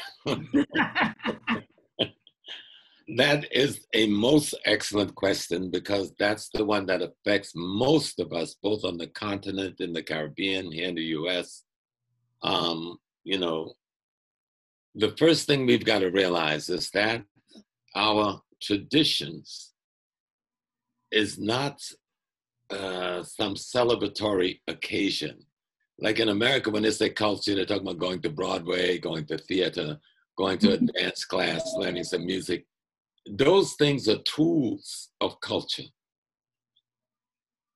They're tools of a tradition. They carry the concepts and ideas and teach and embed them in your mind. But when you get severed, because we are trying to survive in the Western world, so we talk about saving our physical life and physical health and developing our intellect and making money to buy the house, to live, then to live a life. And then we leave these things behind. And then at some point we realize through all of these other trainings we were getting, none of my problems got resolved. I've got the money, but I got the same problem. I've got the house, but I got the same problem. I got the car and I got all these friends, but my loneliness, my sadness, my pains, my trying to teach my children who are resisting me, my trying to build a relationship with a mate, because the ingredients that make up your spiritual self is what has been left behind. You see, when we talk about voodoo, we're talking about the essence of God itself. We're not talking about a religion. We're talking about the essence of God itself as discerned by our ancestors and put into ritualistic form so that we can learn how to inculcate those essence within ourselves and then develop that which is given to us at birth so that we can be whole beings. And what the Western world has done is saying that you can cut off your relationship with God and still exist. We see the unhappiness and the sadness. We have more wealth in Black America than any African country in the Caribbean. We're spending $1 trillion+ a year. Look at us, we're a mess. We're a mess because we've left behind the hoodoo and the voodoo, which describes the sacred science, which is I like to call it the culture of God itself. It is the culture of the universe, the culture of nature. Our ancestors studied it over hundreds of thousands of years, broke it down, gave it names that fit the qualities and personalities, and told us how to build relationship with those sets of qualities and personalities so that we can grow ourselves into the healthy physical being and spiritual being. All through the voodoo system, there's a diet. There's a deity that just deals with how to eat appropriately. There's a deity that deals with medicine. There's a deity that deals with internal medicine, external medicine. There's a deity that deals with psychology, how to think appropriately. That's what we're talking about. The way of life of the universe is what voodoo is.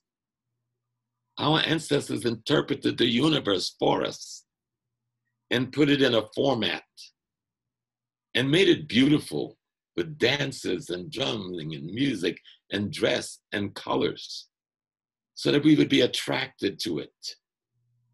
And because of the oppression and the warfare against us, we have cut ourselves off thinking to survive, and we haven't survived. We have become living deads. Yes. Wow. Did that answer the question? Did you? So I guess it answered the first part, but for the second part, again, as the grandchild, what do I now do to Study. reconnect those limbs? Study. Like I told the other lady, foundation. Study the history of Haiti. But Bayyinah said something to me yesterday, I think it was yesterday, that Haiti is not there just for Haiti. Haiti is the African womb right now. Study Haiti, that little island that seems to be in such a difficult, when we're looking at it at the surface of Eurocentric eyes, we said, oh, they don't dress so good. Oh, they're selling these things on the street. Oh, the table doesn't look that well. Oh, he doesn't have a car. What he does have is your soul. Study Haiti. Haiti is the womb of the divine itself for African people. If we don't go back to that womb, we won't connect to the purpose of our life. Study the history of Haiti. Study especially that book that she wrote. It may look minor about the heroines of Haiti, but then look at the life of each one of those women and look at the power possessed by each one of those women. Look at the choices they could have made. They could have gone with the white men, been their whores, danced around, dressed pretty, wear jewels. They said, freedom or death.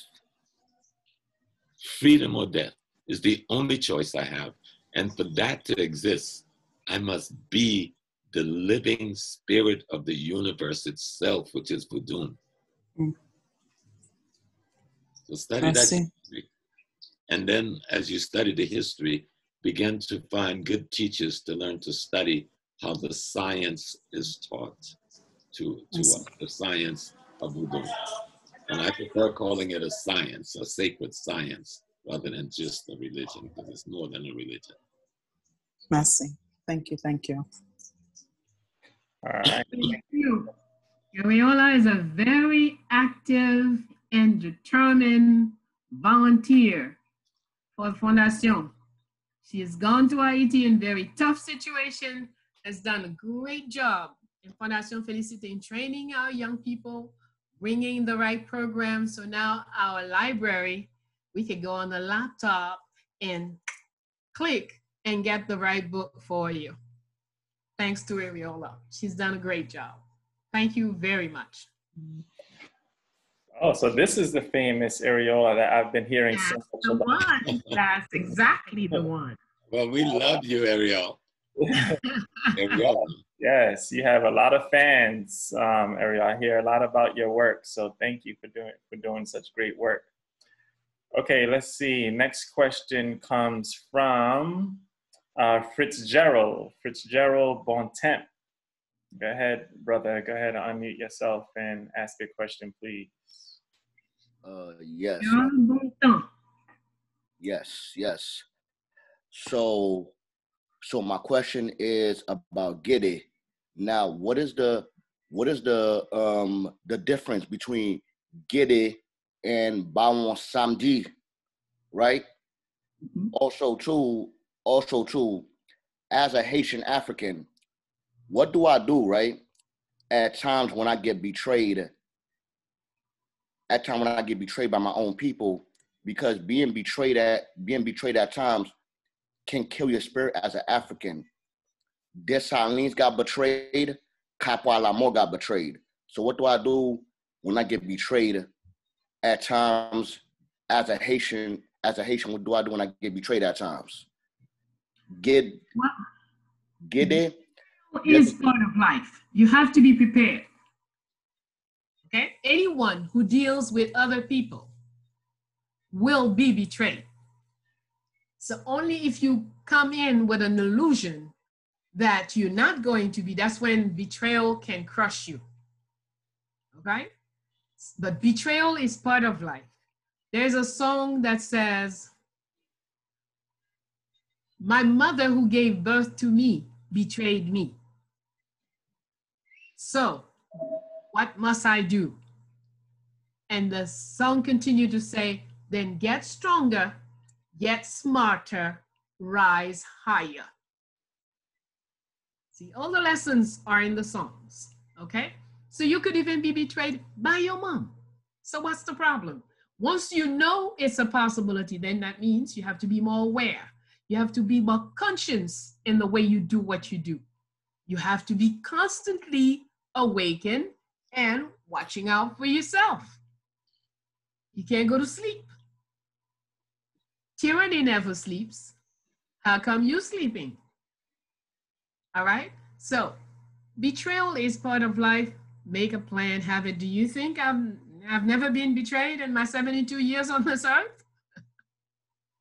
Of course, we all been betrayed. You don't think Brother James has been betrayed? Oh, Lord. Let me tell you the stories. We could have a special Bayyinah and Friends on betrayals.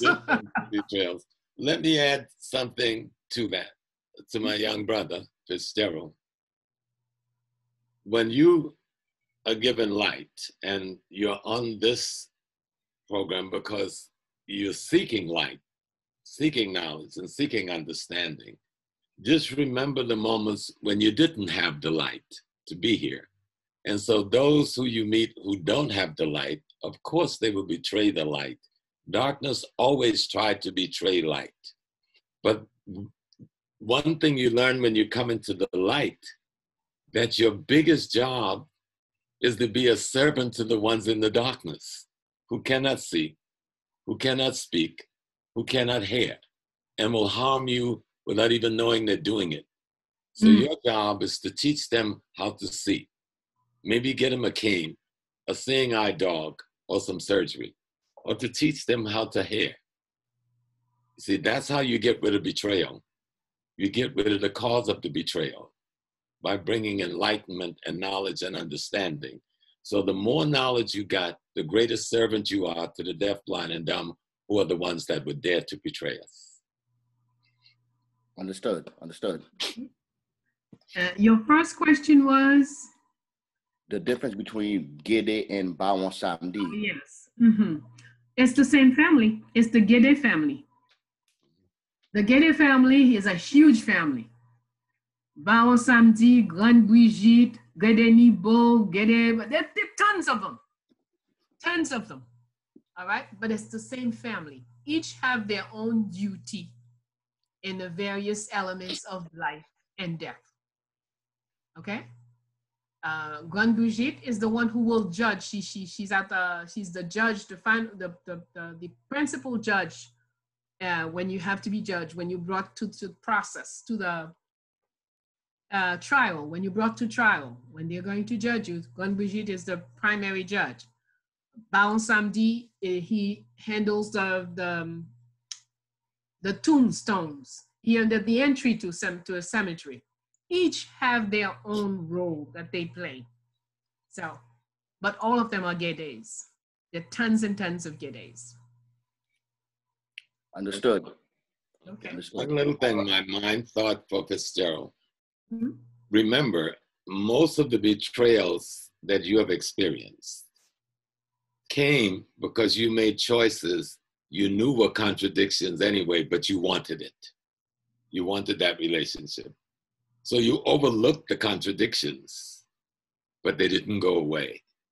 So it's about making wiser choice about who you walk with, who you sit with, who you talk to, who you share with. Understood, understood. All right, thank you, Brother Fitzgerald. And thank you. All right, let's see. We have 4 minutes left on this session, and we have 3 hands raised in the participant screen. So that's basic math right there, right? Okay, so let's go to Jocelyn. Jocelyn Joseph. Go ahead, unmute yourself and ask a question, please. Right. My question is, does Gide have a counterpart? Yeah, and if so, what does he represent?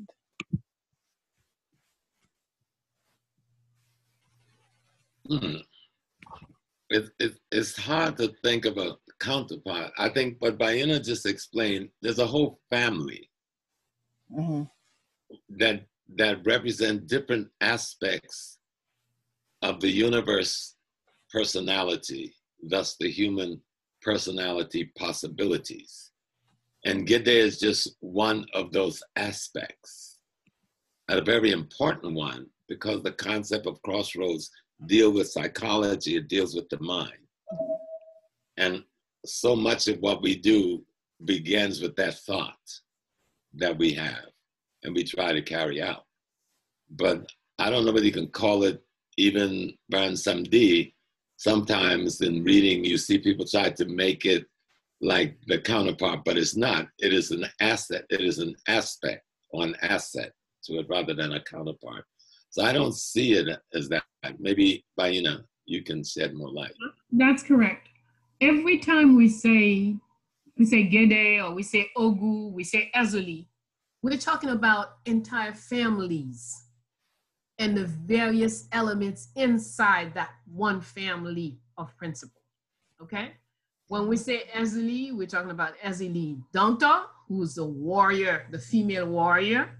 You're talking about Ezuli Freda, who is the female diplomat, who's all about abundance, about love, about getting things done smoothly. Whereas Danta, just take decision and hit and get things done right here and there.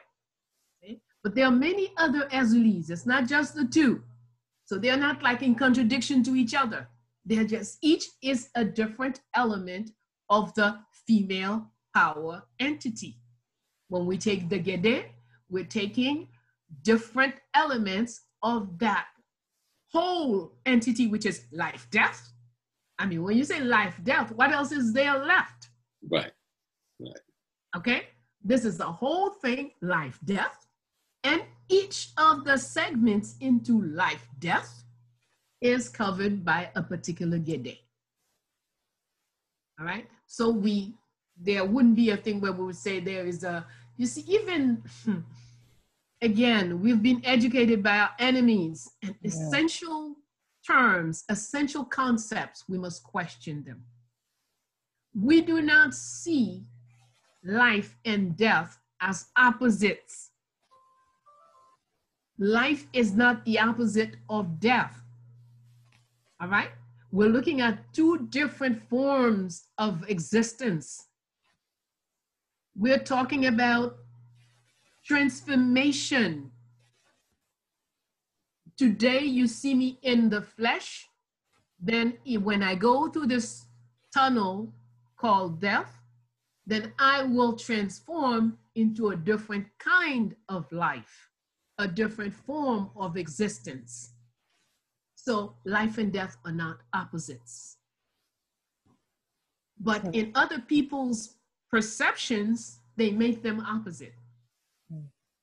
You also see that Gede wears black, white, purple, royal blue. He doesn't see black and white as opposites. Purple and royal blue are not opposites, but each have their symbol, they are symbols representing particular possibilities. So identifying very specific properties. That's what it's all about. Well, we're not into this mind of women and men are opposite. No, we're not. Animal and people are opposite. No. Different expression of life. Plant life, people life, animal life, soil life. These are different expression of life forms. And all interdependent on one another to make the whole. Absolutely. Absolutely. So in other words, it's an aspect of the same thing. Yes. Okay, thank you very much.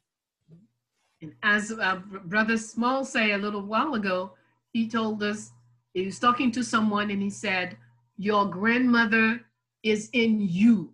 Your mother and father are in you.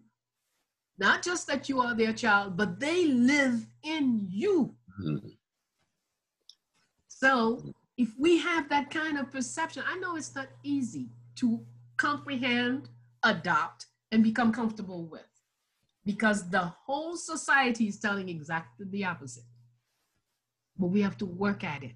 If we want it, then we have to work at it. Study don't mean just read books. Study means put it in your life, test it in your life, observe it in your life, practice it.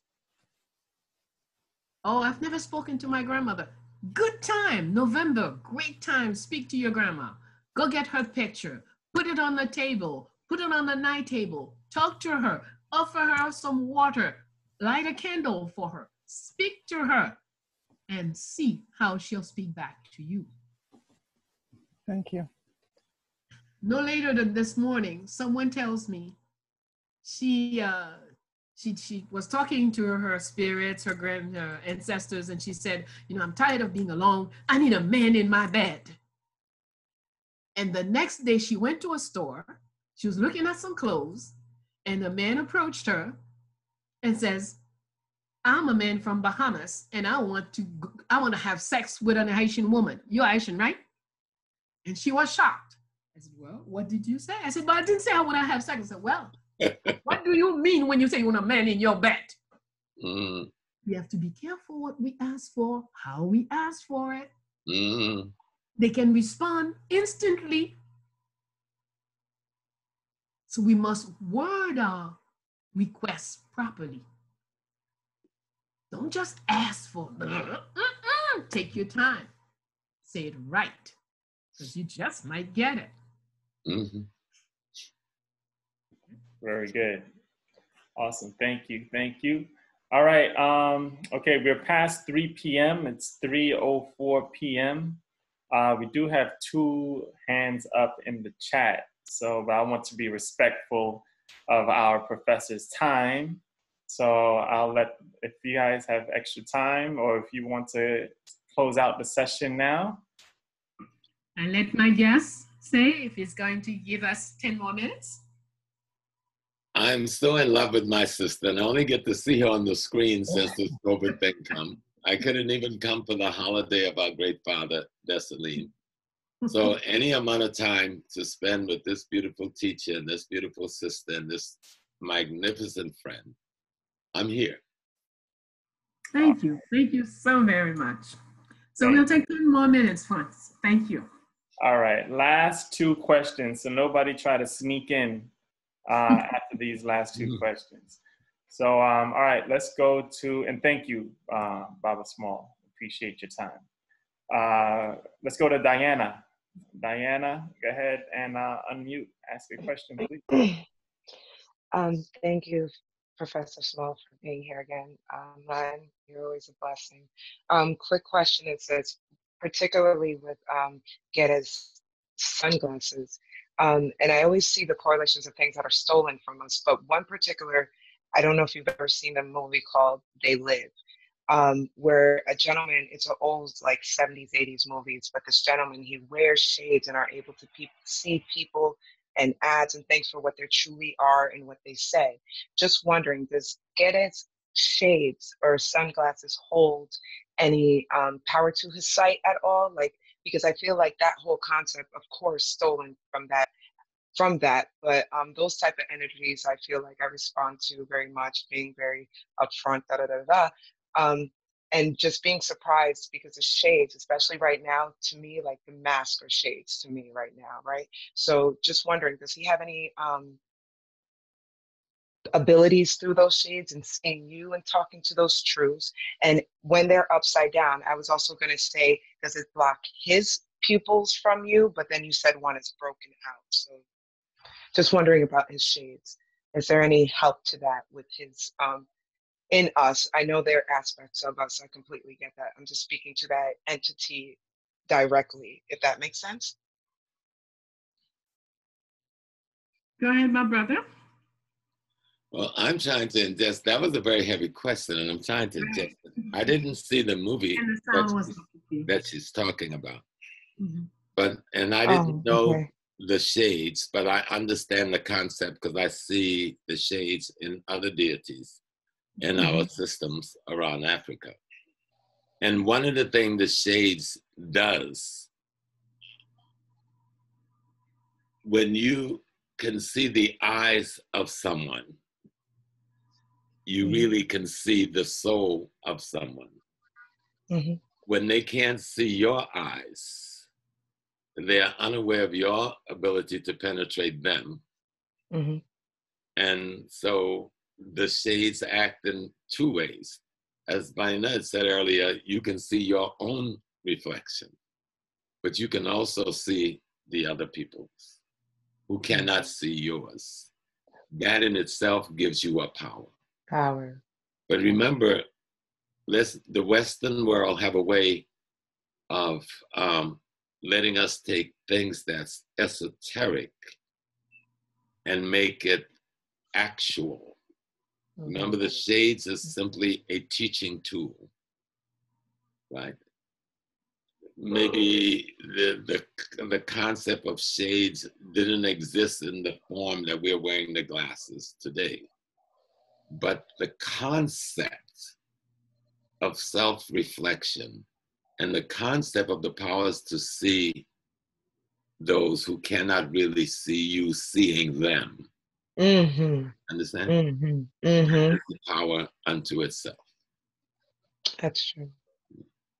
And that's why when you put on shades, you ever see someone, if they've been drinking the night before, and they put on the shades. Why do they put on the shades? They So want you can't see them, their eyes. Right. I'm trying to disguise myself. But with Gade, it's different. He's not trying to disguise a negative, right? He's reflecting a very positive. And so this concept of the shades appears to me to be on those two tracks. So I can see you. You cannot see me seeing you. Yeah. You understand? Yeah. It's crazy because one of the statements in my family we always say is, I see you, see me, see you. So I can understand that completely. But thank you. If you've never seen the movie, see it. What's the name of the movie again? They Live. They Live. I'll find it. Yeah, it's crazy if you watch it now, but just the shades and the correlation is crazy. When you look at most movies in the West, it is our stuff. Yeah. They don't really have any stuff. So it is our stuff. You go back to even the Greek tragedies, they're talking about our stuff. So they'll give a power to this one warrior and another set of power to this other warrior. You go to Shakespeare. Shakespeare is using jealousy as a power, envy as a power, love as a power, courage as a power, but each of them are a character in the play, in the drama. But when we are looking at our forces of the universe, of cosmology and ecology, that we're calling deities, these are forces and powers not only represented in nature, but can be found in its undeveloped stage in each of us. And by learning our culture and our system, and learning our rituals and our training, we can develop any one of these powers within ourselves. Thank you so much. I appreciate it. I won't take too much more time, but thank you. All right. Thank you, Diana. All right. And our last question of the session comes from Francine. Francine, go ahead and unmute yourself and ask a question, please. Okay. You there? Can you hear me? Yeah, we hear you. Yes. Can you hear me? Okay. So my question is regarding the use of the language with dark and light. And when people say you're in the darkness, I'm like, to me, that's a good place. Because for me, the darkness represents you know, the enlightened universe, and I get a little confused by all these negatives placed on darkness, and the science is that the light comes from the darkness. So is there another way to be able to reframe that so those two things don't get confused between being unaware and unconscious, and the other darkness being about consciousness, being conscious and aware and enlightened? Okay, that's a good question, because I try not to use that as often as I can, because in the darkness is all of the colors we call light, right? Yes. So how do it's so difficult in the English language because it doesn't give us too many tools to work with. So we have to look at the concepts and ideas, and how do we express the concepts and ideas. So we could better use the terms of enlightenment and unenlightened, or ignorance and informed, rather than use terms that they have taken and made negative when used, like black is this and dark is this and white is this and light is this. So that's a very good observation. That was more of an observation than a question.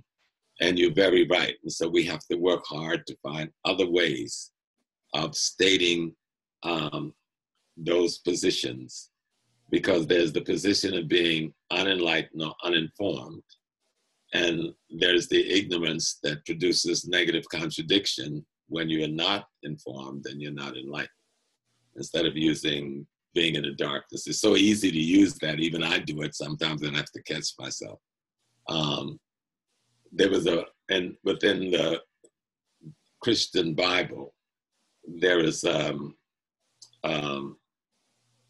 the book of Matthew, and most of that stuff come right up out of Africa. They just recounts it in their culture, and that's what messed it up. But it says, be aware that the light within thee be not darkness, meaning beware that the body of knowledge you have be not misguiding and misleading. And so I will work hard, certainly, to find new ways to express the contradiction we're trying to show, rather than use terminologies that they have made negative. Part of my thing is we need to take that back. But that one particularly, when we use darkness to mean uninformed and unenlightened, that's not a good use. So we have to find another way to deal with uninformed and unenlightened. There's a old book that they don't know who wrote it. It's called The Cloud of Unknowing, and it describes the mystic's experience of when you encounter pure darkness, that it is actually pure knowledge. And that's the only book I've ever encountered that talks about darkness the right way. It just means that our physical mind cannot conceive this kind of light, basically, and it appears to be dark, and without and confusing. But they've said you've encountered the light of pure knowledge, and but it's interesting. They describe it as darkness as a light. That's the only place I've ever seen where they describe this is a very old book. They don't know who wrote it, but they believe a monk or something wrote it. Well, I don't know the book, but there are many places where darkness is described as light and pure light. And the whole discussion we've had over the last decades about melanin, it is all about that the first aspect of life itself is a black dot, and everything else emanates from that. The universe, when it talks about the black hole, it's not talking about the black hole as a negative. It's talking about the black hole as being the source of all of the life that we know. It's the English language in trying to create the dichotomy that comes from being at war with the African world, that has used color in language in a way that it marginalizes or demeans the description of the African personality. So in that sense, we need to find a way to better change language and not fall into the trap of using color in the way they do it. I mean, in the simplest term, we can go back to where somebody tell the story about the angel food cake being white and the devil food cake being black. I like devil food cakes better because of the chocolate, so I don't know what they're talking about, you know. I didn't always like chocolate, but I like it a whole lot now.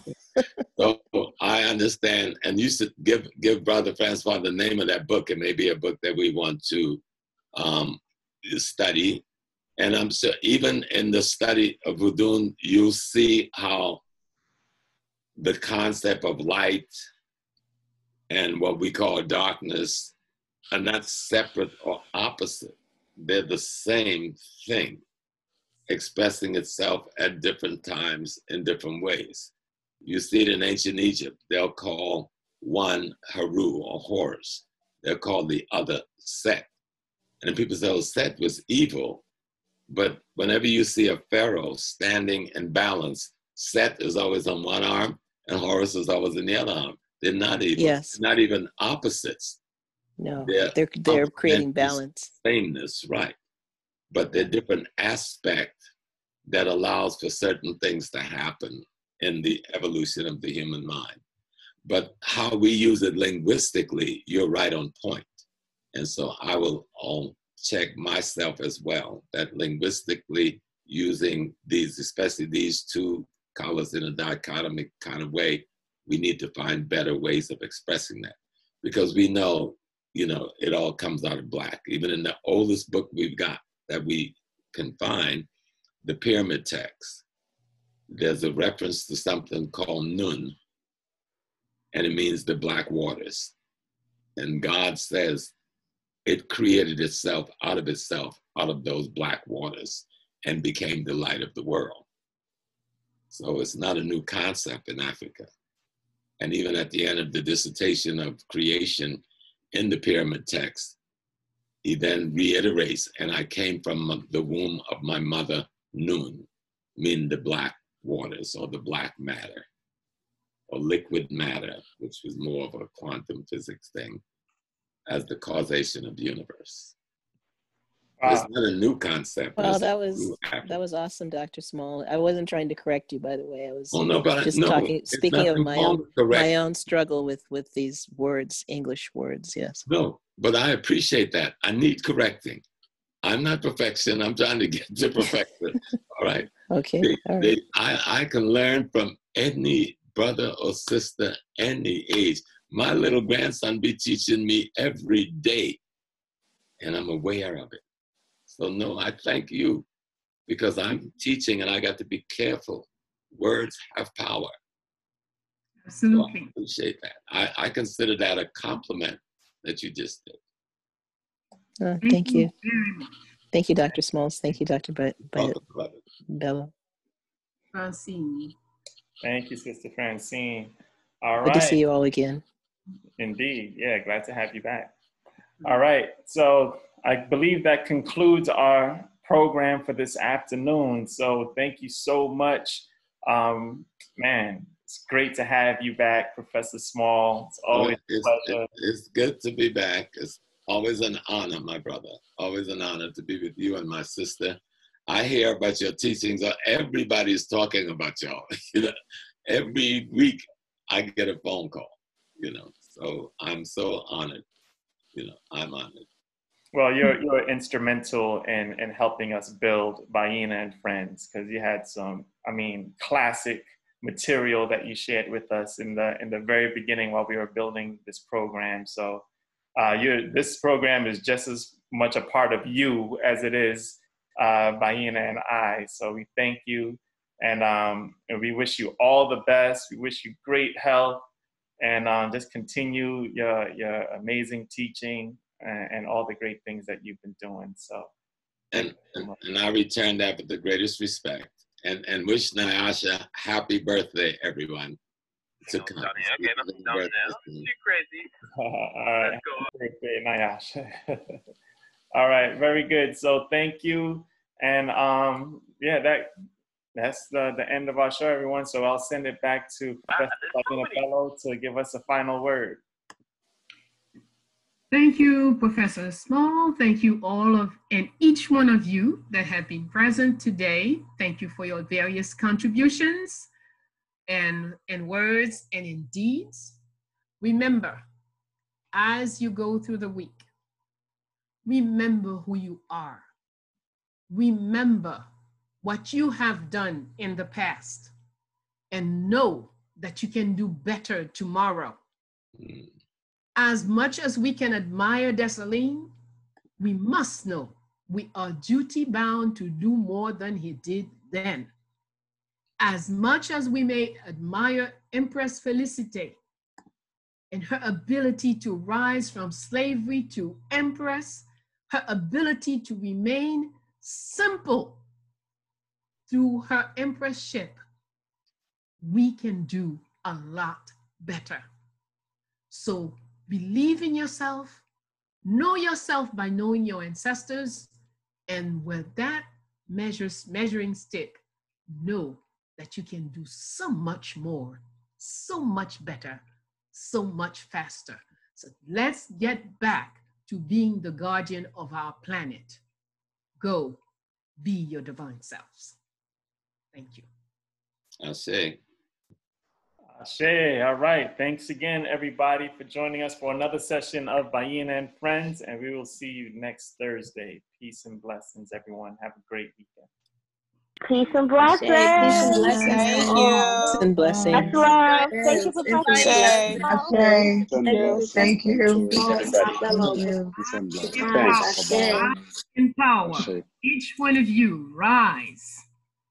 Tap into your divine self. Rise in power. The moment has come. Rise in power. Ashe. All right, Ashe. Ibobo. Aya Bombe. Y'all are so beautiful. Africa is beautiful. Remember, we are just one being, and all of us are different aspects of the one being. Absolutely. Right on. Yes. Everybody, have a great one. See you next week. Thank you. Bye-bye. Thank you. Bye.